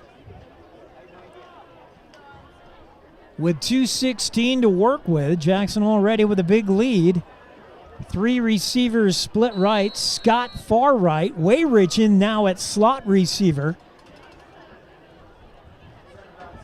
Sadler Smith in the shotgun. The snap and the give straight ahead. Joyce got room along the left side. Picks up 7 on the play. 2nd down and 3 coming up. Pretty good running room there. This offensive line has been making some holes for the running game. The ground game has been good. Big Old Tire reputation you can ride on. When you need to put something on the ground you need to trust, that's Big Old Tires. Another give to Joyce, this time not as good. He's wrapped up immediately by Johnson, and he'll lose a couple on that one. 3rd and 5 coming up now for Jackson. Ball just outside their own 40-yard line. 1:30 to go. Bronx do not look in any hurry to drive here. Not exactly the 2-minute drill, as they're just trying to get into the halftime. Swing out pass here to Graylin. He picks up a couple of yards out to the 48-yard line. That's a first down, actually. Lucas Graylin, good reception to him.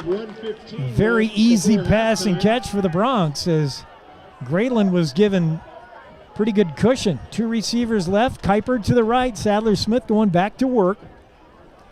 1:04 to go in the half. Smith, little shuttle pass up ahead to Graylin. Graylin just pounding his way, dragging tacklers with him. Very close to another first down to the 43 of Teton.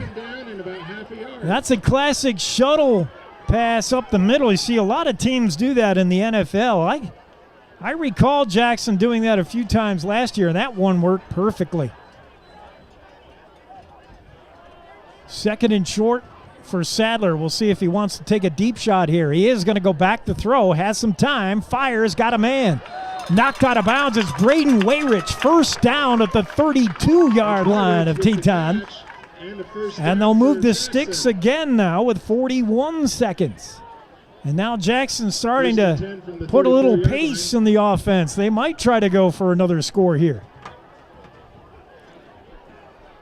In the backfield is Joyce along with Sadler Smith in the gun. 2 receivers to the left, Dawson to the right. Back to throw.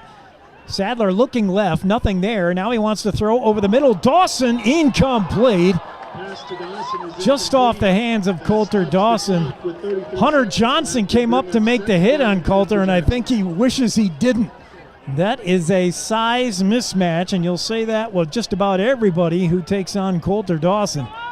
But Coulter dropped that pass just over his outstretched fingertips. It'll bring up 2nd and 10, 33 seconds to go. Again, Joyce in the backfield. 2 receivers to the right. Kuiper, Dawson's to the left. The snap looked like movement before the snap. Nothing on the field, though. Sadler running for his life. Fires, caught. Nate Kuiper driven out of bounds at the 25-yard line. That's short of a first down. But a good job by Sadler Smith just to escape the rush. He was hounded by 2 Timberwolf pass rushers and threw a rope to Nate Kuiper for the completion. 3rd and short. The handoff is to Joyce running near side. He's got room. First down and more. Joyce is out of bounds at the 11-yard line. That'll stop the clock with 19 seconds to go in the half. And Jackson is in business again at the 11-yard line. 1st and 10, just outside the 10. Smith brings him up. Jackson trying for that one more score. They already lead 38-6. Now whistles, and we may have a timeout here. And we do. It'll be the Teton Timberwolves who want to talk over their goal line strategy here. This timeout brought to you by Century 21. When you need to take a little bit of a break, especially in the hectic real estate market, Century 21, the real estate agents always on your side. Find them at c21jh.com. Century 21 sponsoring this look at a timeout and a pause for the cause as both teams will keep it here. Both teams talk over strategy. Jackson down to 19 seconds and a half. They certainly don't need the score. But again, in the week 0 football game, you're just working on all different kinds of scenarios. And you never know when we'll be here, maybe 8 weeks from now, playing Cody in the final game of the regular season. And say you're down 4, suddenly this becomes super important. So to be able to work on these situations when the pressure's not quite dialed up yet is very important for both teams. Teton going to try to hold Jackson out of the end zone here. Sadler Smith, Joyce in the backfield. Kuiper split right, 2 receivers to the left. Dawson in the slot. We'll keep an eye on him. It is to Dawson over the middle. He bounces off one tackler, and he's in. Touchdown, Jackson. Sadler Smith goes to Coulter Dawson yet again. Dawson's closing in on double-digit catches tonight. And that touchdown pass, boy, you could just see it coming. Coulter Dawson, when he's in that slot receiver position, he's just too big to handle for most teams. He made that catch over the middle where the linebackers live, but even the linebackers, just nobody on the Timberwolves that can bring Coulter down. Now a penalty coming up on Jackson. Illegals is unsportsmanship. It looked like the call.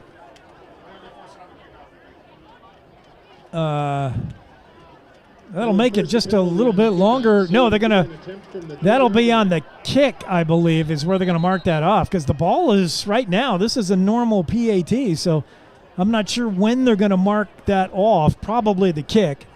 Sadler Smith down on one knee for the hold. Jonathan Vasquez-Vargas set to bang it through, and now they are going to march off the penalty right here. So after a ref huddle, they decide to march off the penalty. And that ball will, well, this is good for JVV. He needs to work on some longer kicks.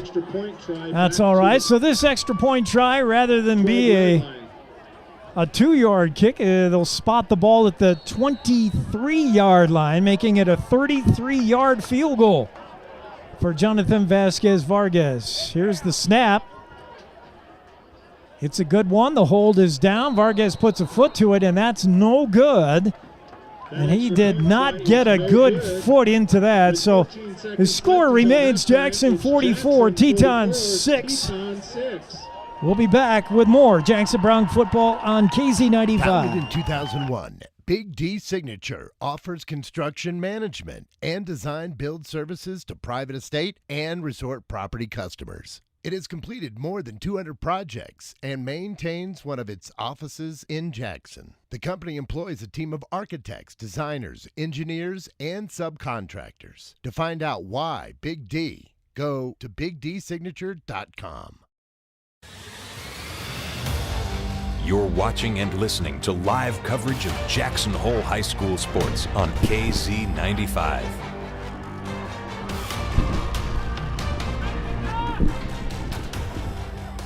Back at the back, Friday night football, beautiful night. If you're here with us listening along, that was a good idea. If you can't make it, JacksonHoleRadio.com. Look for links to the video stream of this game. We're also feeding audio to KZ95.live, terrestrial radio at 95.3 FM, KZ95, and also putting audio on NFHS. If you're watching there, here comes the kick for Jackson. Jonathan Vasquez-Vargas puts a toe to it at the 40. And it's Johnson having a little bit of a field day with that one. He now tracks it down. Sorry, that's not Johnson. Big hit at the 15. Oh, my. That was some kind of collision.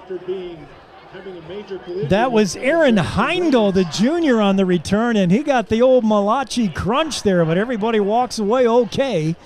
And with 6 seconds to go, it looks like the Broncs have fixed their kick return game. They recovered one pooch kick. They nearly recovered an onside kick and have looked much, much better on their kick coverage team after surrendering the opening kickoff for a touchdown. Final play of the half here, you would assume, as Jerem Hooseveld brings him up from the shotgun. The snap got a man in motion, and now the give near side, picking his way for a few yards across the 25 to the 26. Pretty good run there by Zach Douglas, the wide receiver, and that'll do it for the half. With one half of football in the books, it's been all Broncs. Jackson 44, Teton 6. We'll be back with the Broncs halftime show on KZ95. Jackson Lumber, the board store, Jackson's oldest business and only true lumber yard in town. Jackson Lumber's hardware people are the best in the business, and they do it right the first time. Jackson Lumber works with people who make a living building, so the tools they sell are definitely the best hand tools and power tools available, with names like Vest Tool, Milwaukee, Makita, Skillsaw, Senko, Fine, and DeWalt. Jackson Lumber, the board store at 130 South Gromont. Call 733-6000, 733-6000. Contact Hub International Insurance for your commercial and personal insurance needs. Hub International is a dedicated team of insurance professionals committed to helping you understand your personal and commercial needs, big or small. A Hub International professional will sit down with you and create a customized solution to protect the things that are most important in your life and business. To make an appointment, call their office located in the Eagle Village Plaza, 307-733-2464. Hub International Insurance. They look forward to serving you.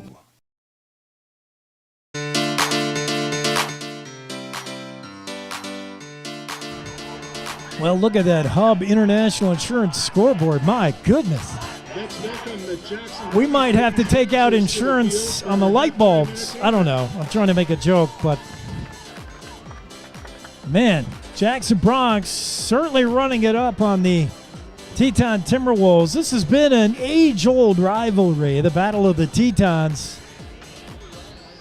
And in years past, Teton, give them credit, have saved their best for Jackson. I can think back 2 years ago in 2019 when Teton gave Jackson all they wanted. Fairly close game last year. I believe that was a 34-12 final in that one. So this rivalry has been closer in the past few years than it is tonight. And I don't know if that has more to do with Teton having a little bit of a down year in their program or Jackson off to one of those seasons that a lot of folks are saying is going to be a state championship title run. It's state championship or bust, certainly for the Bronx. A lot of the early polls have Jackson coming out at the top, and they look very much accurate tonight as the Bronx have had their way with the T-Wolves. If you're joining us late, much of the scoring for Jackson, well, it's come in a variety of different ways. They've done it on the ground and they've done it in the air. Coach Joyce said this season he's going to throw and throw a lot. And he wants to be a team that throws to run. And it's certainly tonight, it looks like it's been that kind of Bronx team. Sadler Smith has thrown a ton. We do not have stats. My statistician is looking grumpy. He does not have stats. But we could agree that Coulter Dawson caught the first 4 or 5 balls thrown to him. Now, he emerged last season as a target for Smith only by default, with Nate Kuipert out with injury and teams starting to key on Sam Scott, who became Sadler Smith's favorite receiver. That left Smith looking for somebody else who might be open, and that's somebody else with Coulter Dawson. The problem is Dawson last year had never played any kind of receiver. They used him once in a while as a fullback. He lines up as a tight end, but much of that is to block. So Dawson tried to figure out how to become a receiver, and he did a few things innately, just naturally and instinctively. And you watch him progress now as a receiver, and those things he did last year, he's just improved on. One of them is using his big body to shield defenders. Dawson has very good awareness of where he is, where the ball is, and where the defender is. And when you're as big as Coulter Dawson at 6'4", and boy, he's got to be well over 220, I would think.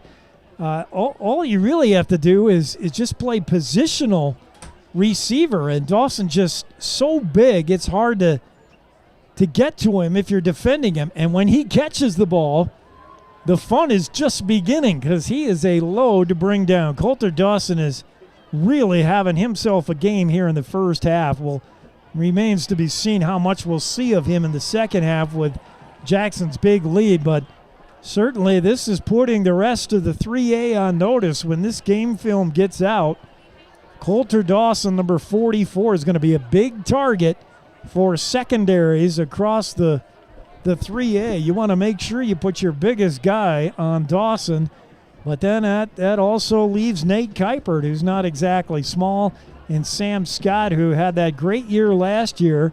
Smith has tried to connect with him tonight, but those passes have been a little bit off, although they did hit on a touchdown pass in that first half. Smith has done a great job making those pre-snap reads. His passes began a little shaky, but he's been on target towards the end of that second half. Very accurate. Seems to always be finding the open man. And then the running game, the Big O Tires running game. When you need something that's on the ground you can trust, make sure it's 4 good tires from Big O. They're in what used to be the Kmart Plaza, soon to be the Target Plaza. Big O, a reputation you can ride on. Over 500 stores nationwide. You just stop at any of them and they'll service you anything you need underneath your vehicle. Big O, ground game for Jackson has been good, not great, but it's also been without their star running back Brody Hasenek. We have not seen Clancy Maher at all, and I don't know what that situation is, whether it's injury or he's just being kept out. But we've seen a ton of some underclassmen, including May.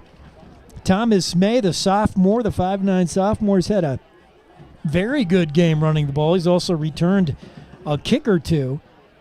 And then we've seen a lot of Jack Joyce, the freshman at 5'9". This kid's just going to get bigger.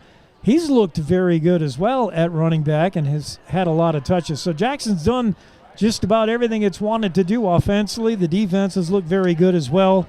It's all going right for the Jackson Broncs so far. We'll see if the Teton Timberwolves can make halftime adjustments. We'll see if the Broncs dial in a few more JV players and give them some playing time when we return to the second half. So far, so good. It's Jackson Big on week 0 and the home opener here in Jackson. We'll be back with more of the halftime show on KZ95.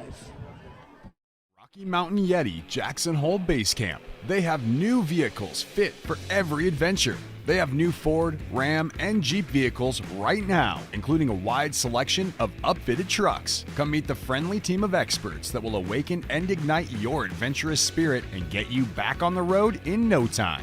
Let them help you get back to adventure at the Rocky Mountain Yeti Jackson Hole Base Camp today. Experience Jackson Hole like a local while staying at the Antler Inn, Elk Country Inn, Cowboy Village Resort, or 49er Inn and Suites. With the best entertainment, dining, shopping, bars, and brews all in walking distance, you'll never want to leave. Call 1-800-4-Tetons or find them on the web at townsquareinns.com. Founded in 2001, Big D Signature offers construction management and design build services to private estate and resort property customers. It has completed more than 200 projects and maintains one of its offices in Jackson. The company employs a team of architects, designers, engineers, and subcontractors. To find out why Big D, go to bigdsignature.com.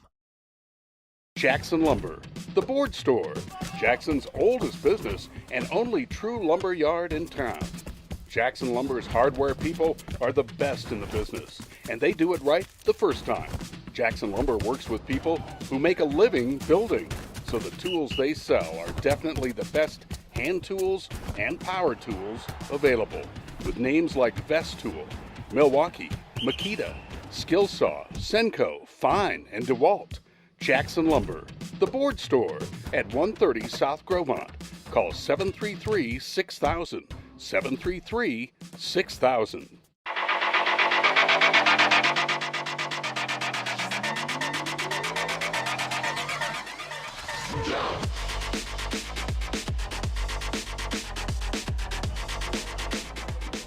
Halftime here at the Willie T. Mac. It's been all Jackson Broncs. About 5 minutes away from kickoff here in the second half.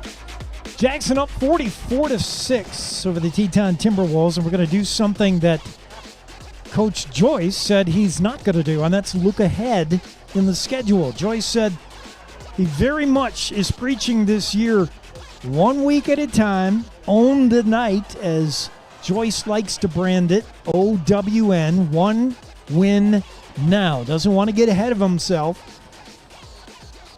When almost everyone around you is saying this is a championship year, it's distracting, and it's way too easy to look at November 12th before you look at August 27th, for instance. Play the game that's on the field in front of you. That's what Joyce is trying to do, but we're going to look ahead because we can do what we want at Jackson Hole Radio. Jake Nichols for Jackson Hole Radio with you on a beautiful Friday night here, week 0 in the home opener for Jackson. Coming up in the schedule, Jackson will host Bear Lake. Traveled to Bear Lake last season, but we'll host Bear Lake next week, 7 o'clock kickoff for that one. So back-to-back home games for the Jackson Bronx. Then it's on the road to Pocatello in a game that got moved from Friday to Saturday to Thursday. I believe the latest I heard is we're going to play that game on Thursday against Pocatello. That's on the road. Then it's home against Riverton on September 17th. The game that everybody has circled every year, Star Valley. This time we get them down in Afton on the road. The Star Valley Braves. Circle that one on your calendar. September 24th, Jackson and Star Valley. That should be a good one. And then it's home against Green River on October 1st. And then 3 of the big important games of the year, and you just ratchet up the pressure as the season goes. Evanston always has a fun team, especially when you play them down in their place. They're always ready for you in their house. And then it's the Powell Panthers, and they've got to feel a little bit angry and hurt that they've been left out of the conversation of the 3A. Everybody's talking about the 2 Bronx, Jackson and Cody. Some folks are talking about Star Valley just because they're the Braves, but you don't hear many people talking about Powell, and I think before it's all said and done, the Panthers will have something to say about the 3A West. Jackson hosts Powell on October 15th, and then that tough game to wrap up the season, and how important that game might end up being. The final season game, the final regular season game is in Cody, and a rematch of where we ended the year last year in that state title game. And I know the Jackson Bronx want that rematch pretty bad, but don't want to look ahead too far yet. And then postseason, once again, November 12th, another day you want to circle on the calendar because the Jackson Bronx are eyeing that for the state championship game. Could be a title run. Haven't had one since 2007 in Jackson. And after tonight, so far at the half, it's looking like one of those seasons, isn't it? But we got a long way to go.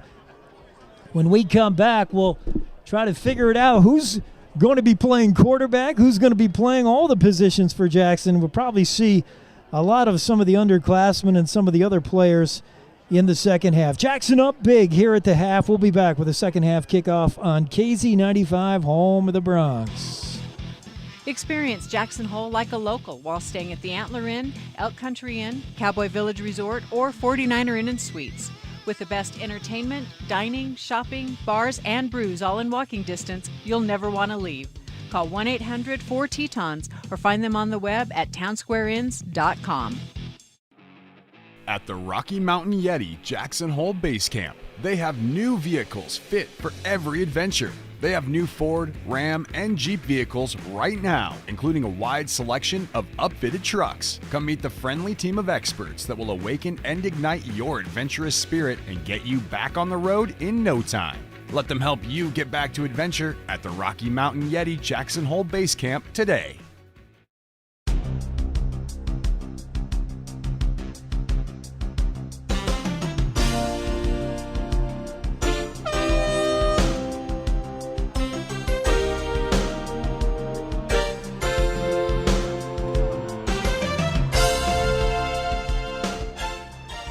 Back at the MAC, halftime. Home of the Bronx, KZ95. Can't do this without our advertisers.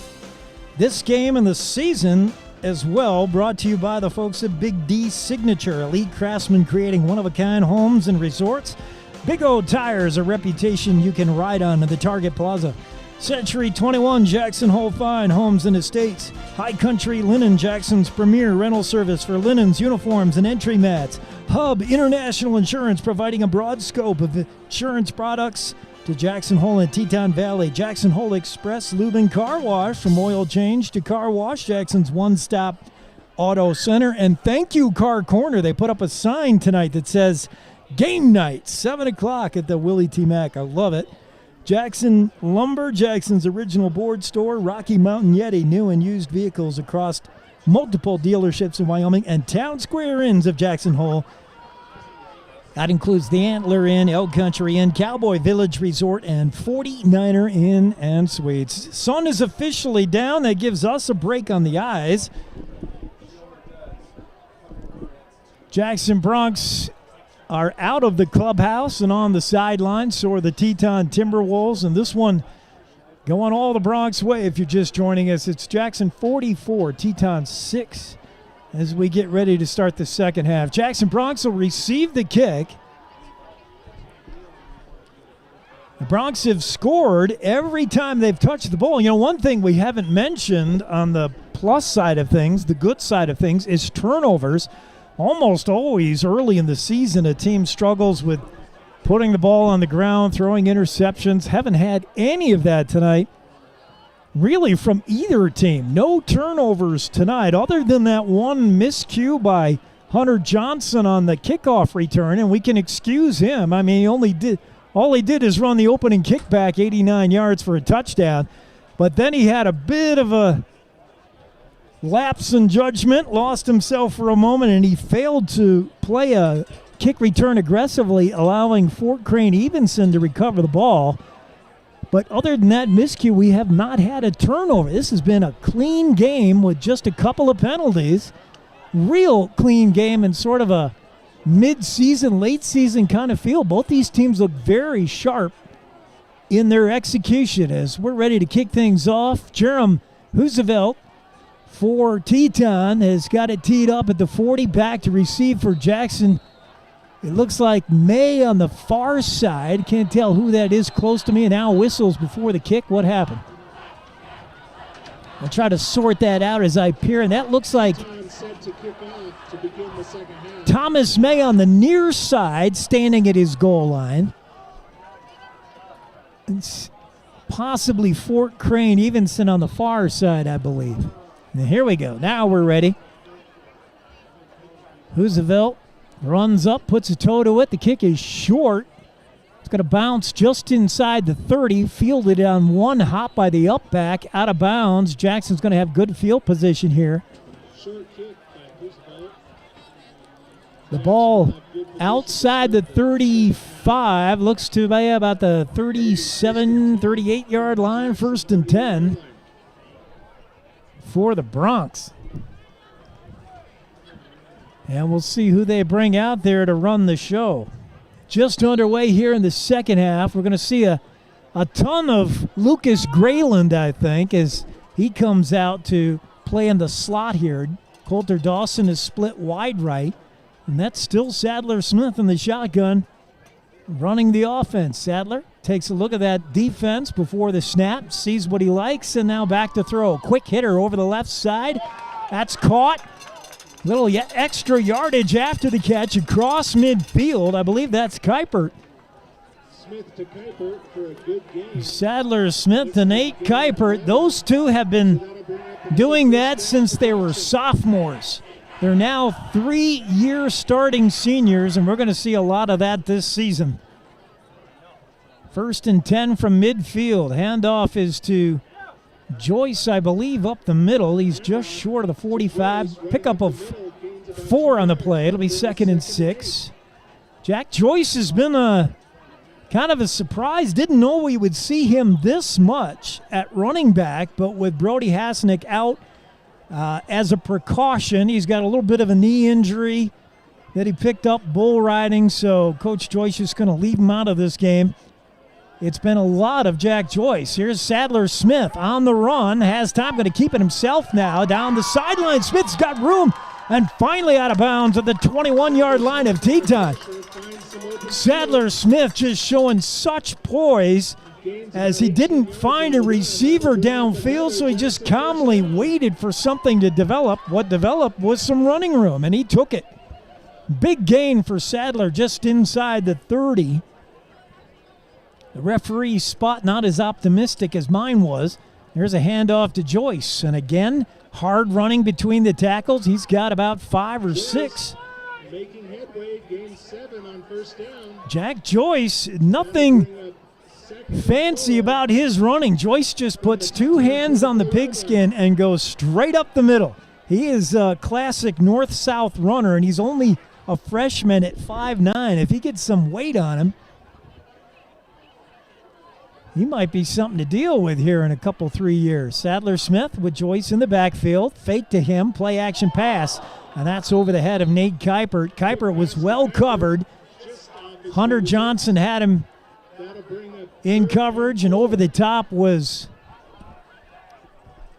the safety as well. And that probably better off that pass was over the head of Kuipert, incomplete. It was Braxton Hess who's playing free safety over the top, and there wasn't a lot of room there if the ball had been on the mark. 3rd and 4 now for Jackson. The give again to Jack Joyce. Plows ahead, very close to a first down. Might have to measure this one. I think he's going to be just shy. We'll see where the spot is. It'll bring up 4th and inches, and Jackson will no doubt go here.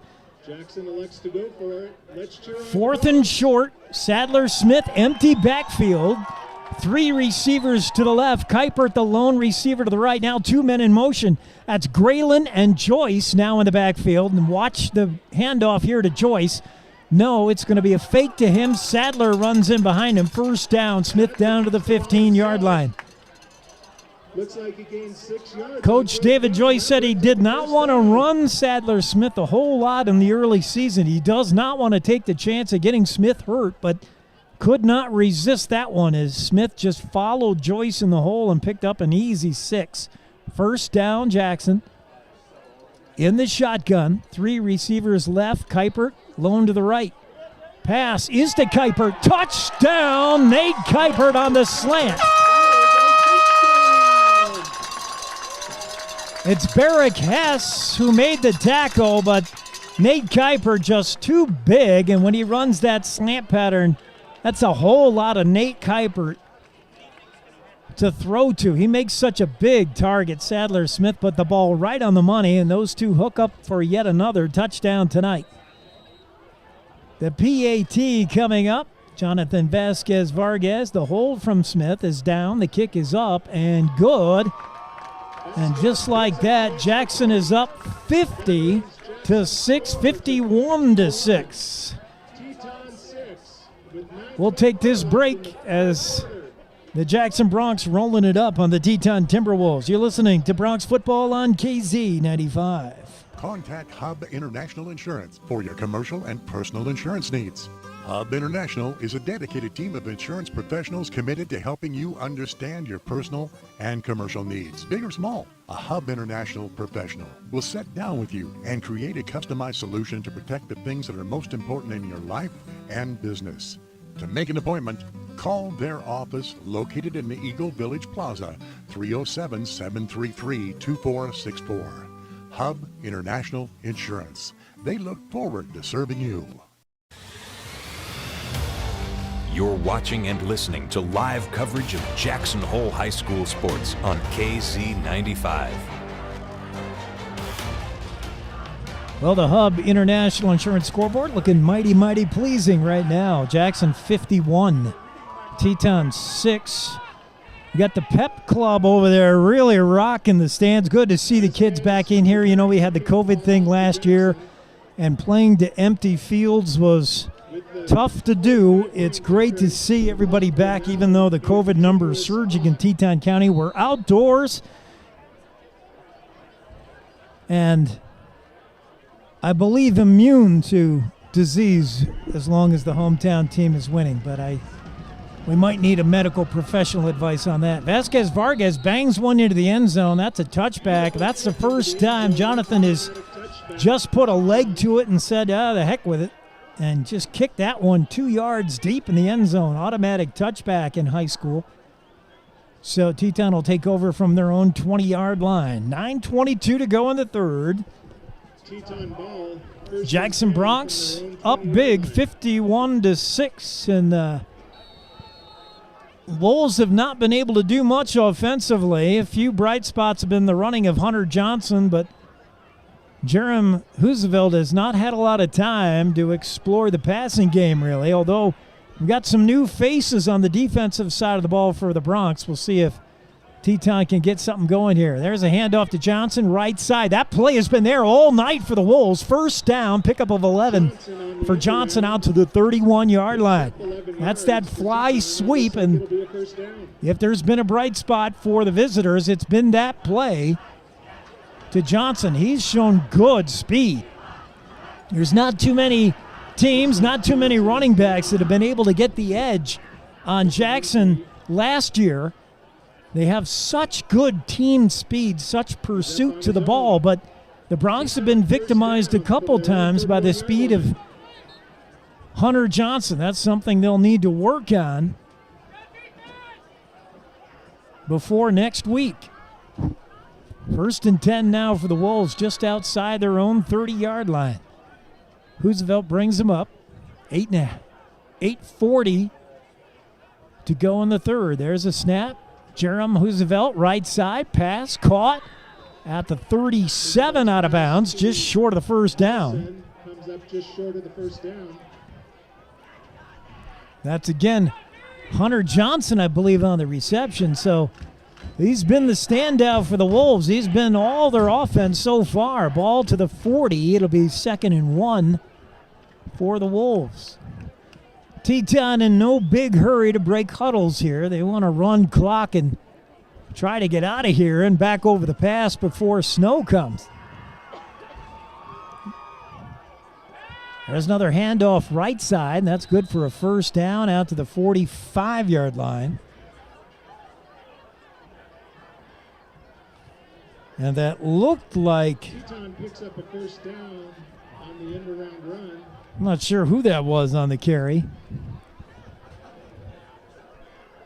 First down for Teton, ball at the 45-yard line. The T-Wolves still looking to get in Jackson territory. I do not believe they've been on the Bronx side of the 50. Jackson has a few new players in at defense. We'll try to track them down for you. One I see is Caleb Lund. Back to throw as Roosevelt doesn't have a lot of time and just got that off as he was hit as he threw. Made a nice pass just the same, but it was incomplete. Jonathan Vasquez Vargas on the hit. The kicker, Jonathan Vasquez Vargas, will come in every now and then on defense in the secondary. He's got real good instincts. This kid's never played football. They pulled him off the soccer team to kick. And whenever they put him on defense, I'm always impressed by just a sense that he has of making plays. And he hassled Roosevelt there and made him hurry his throw. 2nd and 10 now for the Wolves. Roosevelt, play action pass, looking to throw again. That ball knocked down by Graylin, and I believe that's an incomplete pass, although there's a scramble for it. Good job by Lucas Graylin, who is one big human being. His brother Aiden Graylin also plays on the team. He's not quite as big as Lucas. And a good job. The Jackson pass rush has been very, very good all night. 6 minutes and counting here. 51-6 Bronx. 3rd and long for the Timberwolves. Jerem Roosevelt brings him to the line. Zach Douglas in motion. There's the snap. Roosevelt wants to throw. And again, it's Vasquez Vargas pressuring him to pass. Complete on the far side.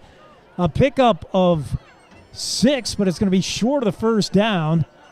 It'll bring up a 4th and 4. And we'll see what the Timberwolves want to do here. Looks like they're going to go, and again, both teams just sort of working on different scenarios. Not so much about the scoreboard right now, not in week 0. It's more about working on situations. The Timberwolves will have 4th and 4 later on this season, and they want to make sure that they know what they're doing out there. 4th and 4. Now man in motion.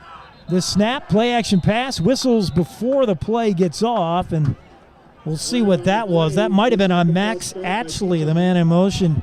He's a sophomore, and we'll see if it's some kind of motion. It is. Illegal procedure on Push him back 5 yards. It'll be 4th and 9 on the Timberwolves. Instead of 4th and 4, it'll be 4th and 9 now. 4.5 to go in the third. Timberwolves still officially not across midfield. They have not broken the seal on the Bronx as Jackson tries to keep them in their own side of things.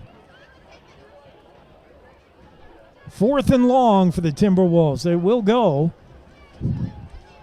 In the backfield is Riker Fulmer.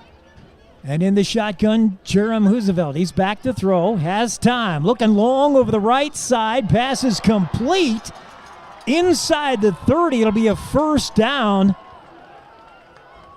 Single coverage over there, and that was not very good coverage. That reminds you of last season. Injured player on the field, but that results in a The first catch down. made by the player is down. I believe he just got the wind knocked out of him as he went down after he made the catch. But trying to see who that is on coverage. I believe it was Cody Dorsey, but I'm not sure. I think it was Dorsey, but it was one-on-one coverage with a cornerback, and Dorsey never turned around to look at the ball. He just sort of waved his hand, hoping to distract the receiver, and that's not going to cut it. On 4th and 9, you have to have better pass coverage than that. And Jackson was victimized early last season in the same way. Obvious passing down, surrendering too much passing yardage. There's a fake to Johnson. Hoosevelt's going to keep it around the left side, and that closed down quickly. Good job there, pursuing the football by Drew Grable. That'll bring up 2nd and 5. He had a little bit of help over there from Caleb Calderwood, the junior. A lot of new kids, new faces that I'm not used to seeing, but good job pursuing the ball there. Brings up 2nd and 6 for the Timberwolves. They're in Jackson territory now at the 22-yard line. Jerem Huzeveld again in the shotgun. He's got Riker Fulmer in the backfield with him. Fake to Fulmer. Huzeveld wants to throw. Pressure there by Jonathan Vasquez-Vargas. Gets a pass off. It's incomplete. Caught and dropped by Hunter Johnson, who took a big hit at the end of that play.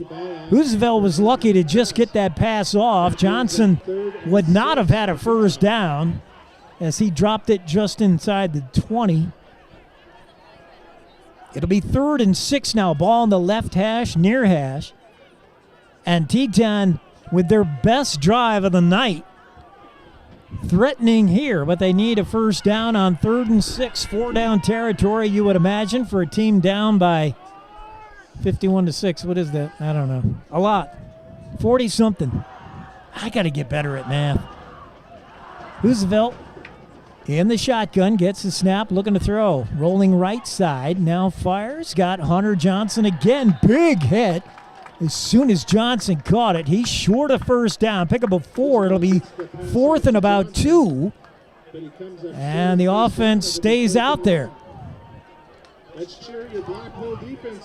with a buck and a half to go in the third. Jackson up 51-6 and trying to make sure Teton does not penetrate the end zone. A little bit of pride here for the defense. The only score for Teton was on the special teams kickoff return. So technically the Bronx defense has not surrendered a touchdown. They'd like to keep that intact. Up under center now is Roosevelt, and he's just going to keep it himself as the line gets a good surge, and I think he got it. Looks like it, and they will move the sticks, I believe. Yes, that's a first down. Ball placed at the 15-yard line. 1st and 10 for Teton. Time winding down here in the third. Timberwolves not in a big hurry, just trying to manufacture some kind of an offensive drive here and give them something positive to build on after a first half that was dominated by the home team. Roosevelt brings him up to the line. 2 receivers split left. That's Hunter Johnson. Will keep an eye on him. Slot receiver to the left. 2 receivers to the right. Now some movement before the snap, and the Bronx in the neutral zone. We'll see if they were drawn off. They were. Somebody moved on the Timberwolves line. And again, so good to see the student body just rocking it here at the Willie T. Mack. Good crowd on hand for this season opener. And especially the students. School not officially started yet, so a lot of these kids, it's the first time they've seen some of their classmates. Timeout now. This timeout brought to you by Century 21. That's the end of the third quarter. Your Jackson Bronx. Oh, at the end of the quarter, sorry. Well, we'll call that a timeout too. Century 21, whenever you need a timeout, whenever you need a blow and need to talk things over with your real estate agent, whether you're buying or selling. This is a market that's crazy. You better get somebody on your side that knows what they're doing. Buying or selling, it's Century 21 Jackson Hole Fine Homes and Estates. We'll be right back with the fourth quarter on the home of the Bronx, KZ95. Jackson Lumber, the board store, Jackson's oldest business and only true lumber yard in town. Jackson Lumber's hardware people are the best in the business, and they do it right the first time. Jackson Lumber works with people who make a living building, so the tools they sell are definitely the best hand tools and power tools available, with names like Vest Tool, Milwaukee, Makita, Skillsaw, Senco, Fine, and DeWalt. Jackson Lumber, the board store at 130 South Grovemont. Call 733-6000, 733-6000. This is... We're back. Teton runs a quick pass to the left side. It's complete, but not much on the gain, if anything, and I don't believe so. It's a completed pass, Roosevelt to Riker Fulmer, but it was for exactly 0 yards. It'll still bring up 2nd and 15 with the ball just outside the 20-yard line of the Jackson Bronx. A fresh 12 minutes on the clock for the fourth quarter, and mercifully so, the final quarter for Teton, who at this point wants to just get out of Dodge. Jerem Roosevelt gets the snap, looking to throw, looking far side, pass to Johnson, incomplete, in and out of his arms. Covered there by Fort Crane Evenson, I believe, on the coverage, and that would have been another short gainer, maybe a yard or two, but right through the hands of Johnson. 3rd and long now for Teton.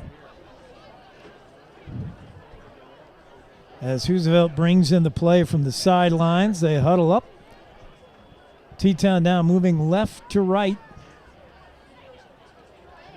on your radio dial. If you're joining us on the video stream, which you should be, go to jacksonholeradio.com. Look for links to the YouTube channel. Rolling right is Roosevelt. He's got some room to run here, and he's going to as he pulls it down. Good tackle on the outside by Thomas May. Pulls down Roosevelt at the 10, short of the first down.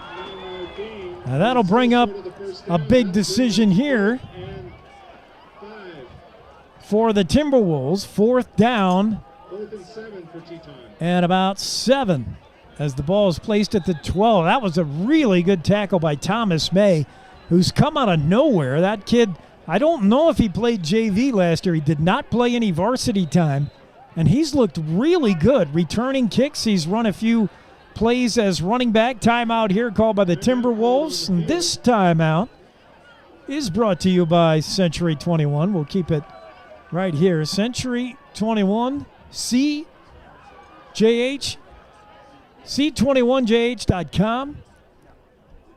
If I was in the real estate market, I would certainly want to know I had somebody representing me on the buying or selling end that knew what they were doing. This is one kind of a kooky market. High stakes real estate. There's a lot at stake. Make sure you have an agent you can trust in Star Valley or Jackson Hole. It's Century 21 Jackson Hole Fine Homes and Estate sponsoring this pause for the cause and a timeout by the T-Wolves. And they're back on the field, ready to go. They got the play dialed up. Jackson has the defense they want. 4th and 7 from the 12-yard line of the Bronx. Jerem Roosevelt has gone the whole way at quarterback. He's got a receiver split left, one to the right. In the backfield with him is Riker Fulmer. The snap, back to throw is Roosevelt. Doesn't have a lot of time. Flush from the pocket, going to keep it. He's got a first down and more as he puts his head down. And another big hit there by Thomas May, but not before Roosevelt has a first down at the Jackson 3-yard line, I believe. Good job by Jerem Roosevelt. He was looking to throw. That was not a design run. He wanted to throw it, but just nobody open. He tucked and ran and put his head down, and he and May really collided at the 2-yard line. So 1st and goal from the 2. Jackson gets to work on goal line defense here in the early season, and the Timberwolves get to work on their goal line offense. Timberwolves have not had much luck in the ground game. They have nobody in the backfield now. We'll see if they put a man in motion. They do. And the fake to Johnson. Roosevelt's going to keep it himself. Touchdown, untouched off the left side. And a well-designed play there as the Jackson Bronx certainly very concerned with the speed of Hunter Johnson. The fake to him and the option keep. Roosevelt just pranced in over left tackle. There was nobody there for Jackson. Touchdown. Teton's second touchdown, the first scored by the offense, and for the extra point, they're going to go for 2. Teton will go for 2 on the extra point. And again, this is not the belief that they can catch up in this game. This is more a working on different situations, working on that goal line offense for Teton. Roosevelt calling the play. Fulmer is in the backfield with him. Back to throw is Roosevelt. Wants a man in the back of the end zone. That's Johnson, and it's off his hands. Incomplete. It's being covered there by, I believe, Caleb Lund, the 6-foot junior. He's got good size to him. He has good coverage there, and the pass incomplete. Kickoff coming up. We'll take this break. 8:57 to go in the 4th, and it's been all Jackson. You're listening to Bronx Football on KZ95. The Rocky Mountain Yeti Jackson Hole Base Camp. They have new vehicles fit for every adventure. They have new Ford, Ram, and Jeep vehicles right now, including a wide selection of upfitted trucks. Come meet the friendly team of experts that will awaken and ignite your adventurous spirit and get you back on the road in no time. Let them help you get back to adventure at the Rocky Mountain Yeti Jackson Hole Base Camp today.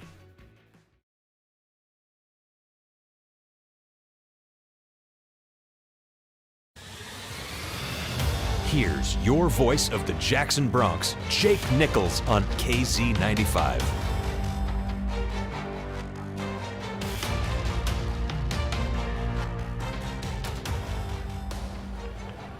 Back in the MAC, 51-12. The score now as the Teton Timberwolves punch the ball in. Pretty good drive there by the T-Wolves, and something to build on, something positive for them to take on the bus back home as that offense finally puts the ball in the end zone. For the Jackson Bronx,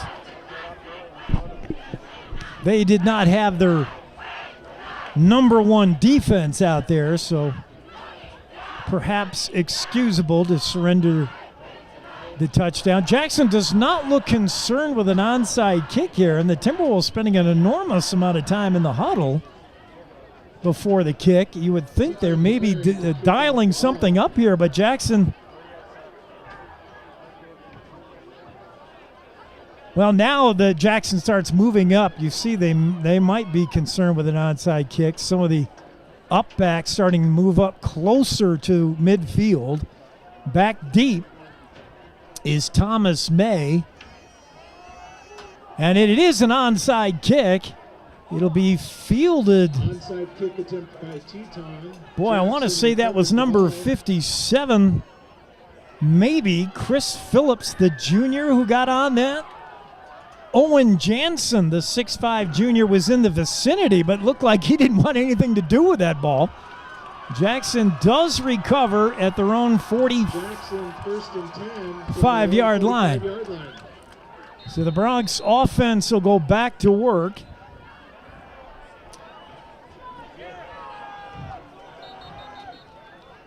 With 8:50 to go in the fourth, and trying to get an eye on personnel here and make sure that now we got whistles and a timeout for Teton. They want to talk things over. I believe Sadler Smith now is out of the game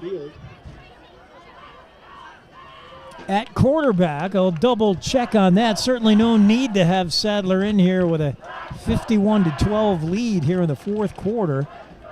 Timberwolves call their second timeout. They have one left here in regulation. 8:40 to play in the fourth. It's been all Jackson and kind of a slow-moving second half as the Bronx working their way through the playbook and trying to get a look at some of their other players with this big lead.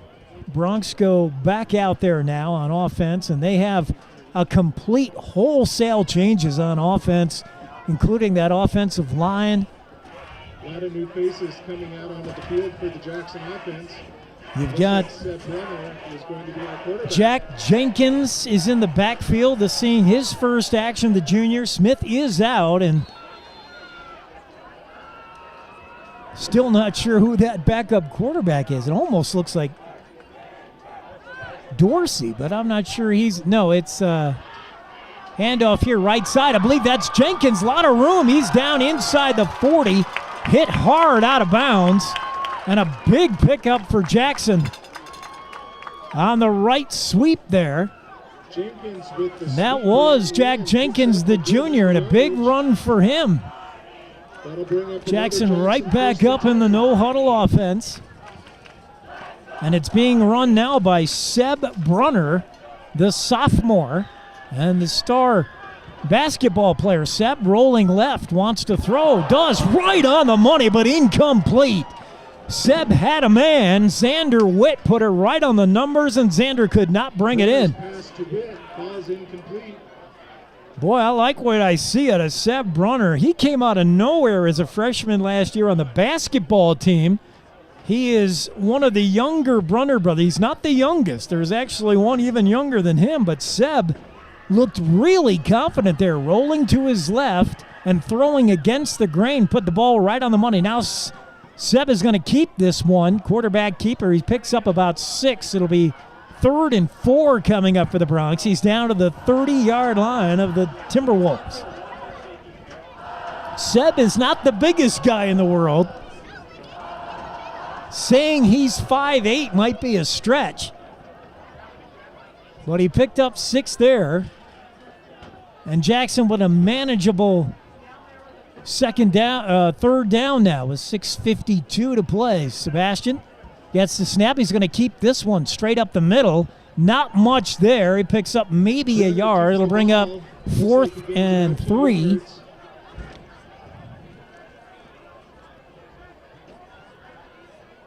Jackson's going to keep the offense out there. 4th down and 3 from the Timberwolves' 29-yard line. Jackson on the jumbo package now in the running formation. Seb up under center now, looks over to the sidelines, want to make sure he's got the play right. Joyce relays it in. And we look like we're all set. Brunner gets his snap. Back to throw. Wants to fire over the middle. Incomplete. Pass intended for Jack Jenkins, but it was well off the mark into the turf. And the Timberwolves will start off 1st and 10 from their own 30 on the turnover. Turnover on downs with 5:50 and running to play, and the Timberwolves get their hands on the football. So Sebastian Brunner looked good on a couple of those plays. That fourth down pass wasn't the greatest, but getting a chance to see a lot of the underclassmen now. 1st and 10 for the Timberwolves. Hoosevelt's still in there at quarterback. Gets the snap. He wants to throw. Looking. Jackson on the blitz. Has time. Pass over the middle. Caught. Wide open and finally dragged down is Tyson Brown, the sophomore.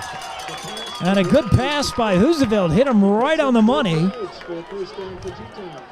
Tackle made by,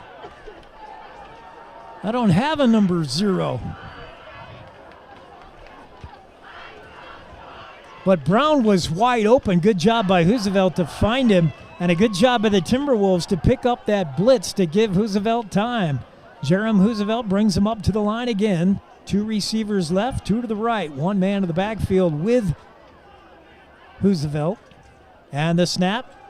Jerem looking to throw. Has time. Far side. Incomplete. Overthrown. Intended for Beckett Maher. Intended for Denver Arnold, the senior wide receiver, but the pass well overthrown. 2nd and 10, 4:24 to go in regulation. Teton Timberwolves trying to mount another feel-good drive to make the bus ride seem a little bit shorter over the pass. Keep an eye here on Hunter Johnson. He's part of the trips right. And Hoosevelt, he is looking for Johnson, who's wide open but picked off. Intercepted. Hoosevelt was looking for his target, Hunter Johnson, but stepping up into that ball and intercepting it was Owen Jansen, the 6-foot sophomore, and a big play by Jansen there. Because Johnson was open momentarily. And Hoosevelt's pass looked like it was going to be right on the money, but Owen Jansen just stepped in. That's the first turnover of the game, the interception. And Jackson takes over at their own 20, 1st and 10. Handoff near side, looking for some room and finding it down the left sideline and dragged out of bounds with a first down is Jack Jenkins. The 5'10 junior has looked good in his limited touches here in the 4th quarter. Good run there over the left side. Jenkins very patient, allowing blocks ahead of him to develop, and then scampering down the left sideline for a big chunk. Jackson up to the 38-yard line, 1st and 10 with 2:40 to go in the 4th.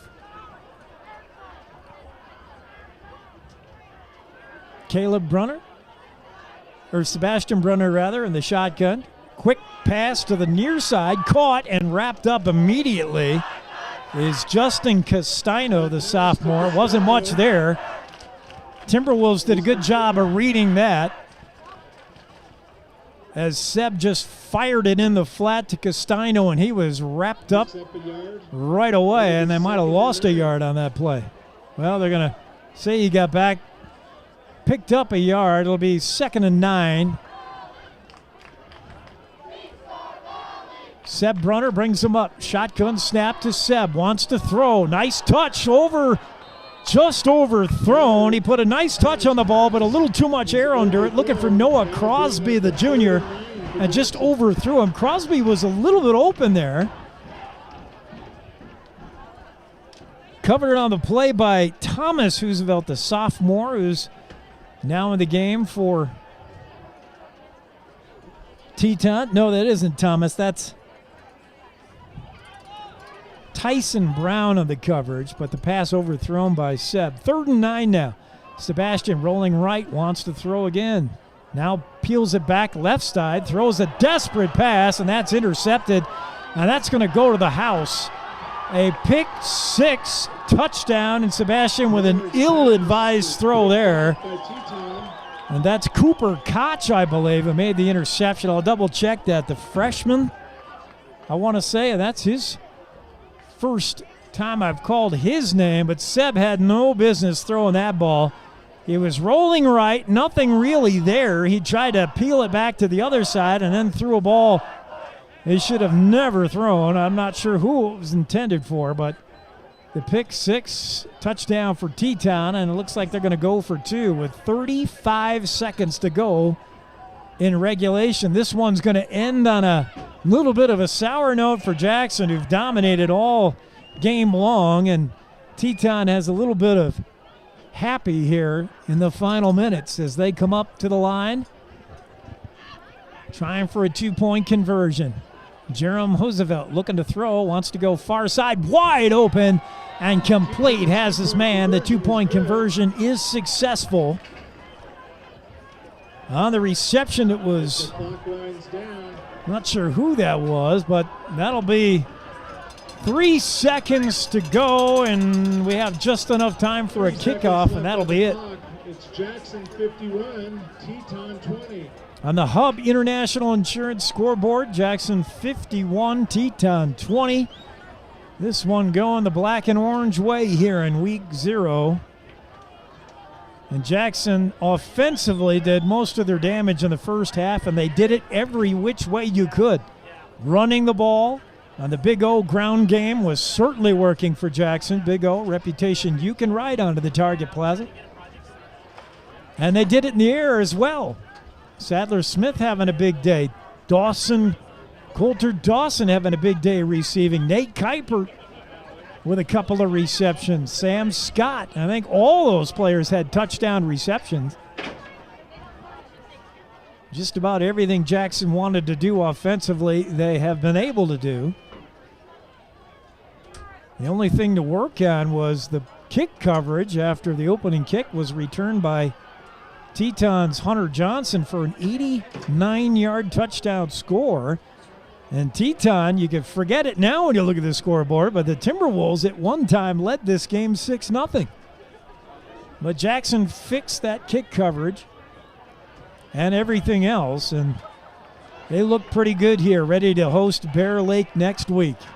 And if I'm Bear Lake studying some film, I don't see much to be hopeful about when you look at this Jackson team. They're everything they were built up to be here on a state title run in 21. They look hungry. Here comes the kick. Jackson thinking it might be an onside. We'll see.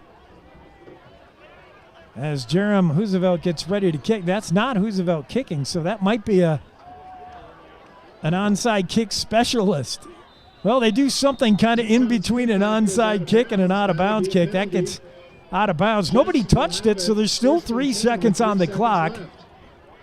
The ball at after the penalty for kicking out of bounds, the ball's going to come up near midfield. So Jackson has one more play to run. We'll see what Joyce wants to do and whether Seb Brunner takes a knee. I think the big thing knowing Seb Brunner is if Joyce tells him to take the knee, will Sebastian take a knee? He is one fiery competitor, and if the play call is to sit down, he might just throw one. But no, Jackson's got a bunched up formation here, and Caleb coming up under center. They're going to just end this, I believe. Looks like Jackson will just kneel it to end the game. And here comes the final snap of the game. And that'll do it. Final score on the Hub International Insurance scoreboard. Jackson 51, Teton 20. We'll be back to wrap things up. You're listening to Bronx Football on KZ95. Founded in 2001, Big D Signature offers construction management and design build services to private estate and resort property customers. It has completed more than 200 projects and maintains one of its offices in Jackson. The company employs a team of architects, designers, engineers, and subcontractors. To find out why Big D, go to bigdsignature.com. Jackson Lumber, the board store, Jackson's oldest business and only true lumber yard in town. Jackson Lumber's hardware people are the best in the business, and they do it right the first time. Jackson Lumber works with people who make a living building, so the tools they sell are definitely the best hand tools and power tools available, with names like Vest Tool, Milwaukee, Makita, Skillsaw, Senko, Fine, and DeWalt. Jackson Lumber, the board store at 130 South Gromont. Call 733-6000 733-6000. Contact Hub International Insurance for your commercial and personal insurance needs. Hub International is a dedicated team of insurance professionals committed to helping you understand your personal and commercial needs, big or small. A Hub International professional will sit down with you and create a customized solution to protect the things that are most important in your life and business. To make an appointment, call their office located in the Eagle Village Plaza, 307-733-2464. Hub International Insurance. They look forward to serving you.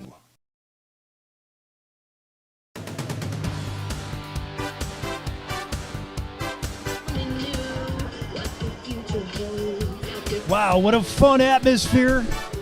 The student body pours onto the field to congratulate their Jackson Broncs. The opener is in the books, and Jackson's 1-0 unofficially. Officially, they haven't really played a game. This game doesn't count for Jackson. It does for Teton. They'll begin their season 0-1. And once again, the Hub International Insurance Scoreboard Final, Jackson 51, Teton 20. A lot of reason to celebrate, and thank you to our sponsors keeping us on the air. Jackson Bronc Football brought to you by Big D Signature Elite Craftsman, creating one-of-a-kind homes and resorts. Big Old Tires, a reputation you can ride onto the Target Plaza. Century 21, Jackson Hole Fine Homes and Estates. High Country Linen, Jackson's premier rental service for linens, uniforms, and entry mats. Hub International Insurance, providing a broad scope of insurance products on both sides of the hill. Jackson Hole Express Lubing Car Wash, from oil change to car wash, Jackson's one-stop auto center. Jackson Lumber, Jackson's original board store. Rocky Mountain Yeti, new and pre-owned vehicles across multiple dealerships in Wyoming and town square ends of Jackson Hole, including the Antler Inn, Elk Country Inn, Cowboy Village Resort, and 49er Inn and Suites. For Jackson Hole Radio, I'm Jake Nichols, wishing you and yours a good night from William T. McIntosh Field, and a big win for the Jackson Broncs over the Teton Timberwolves.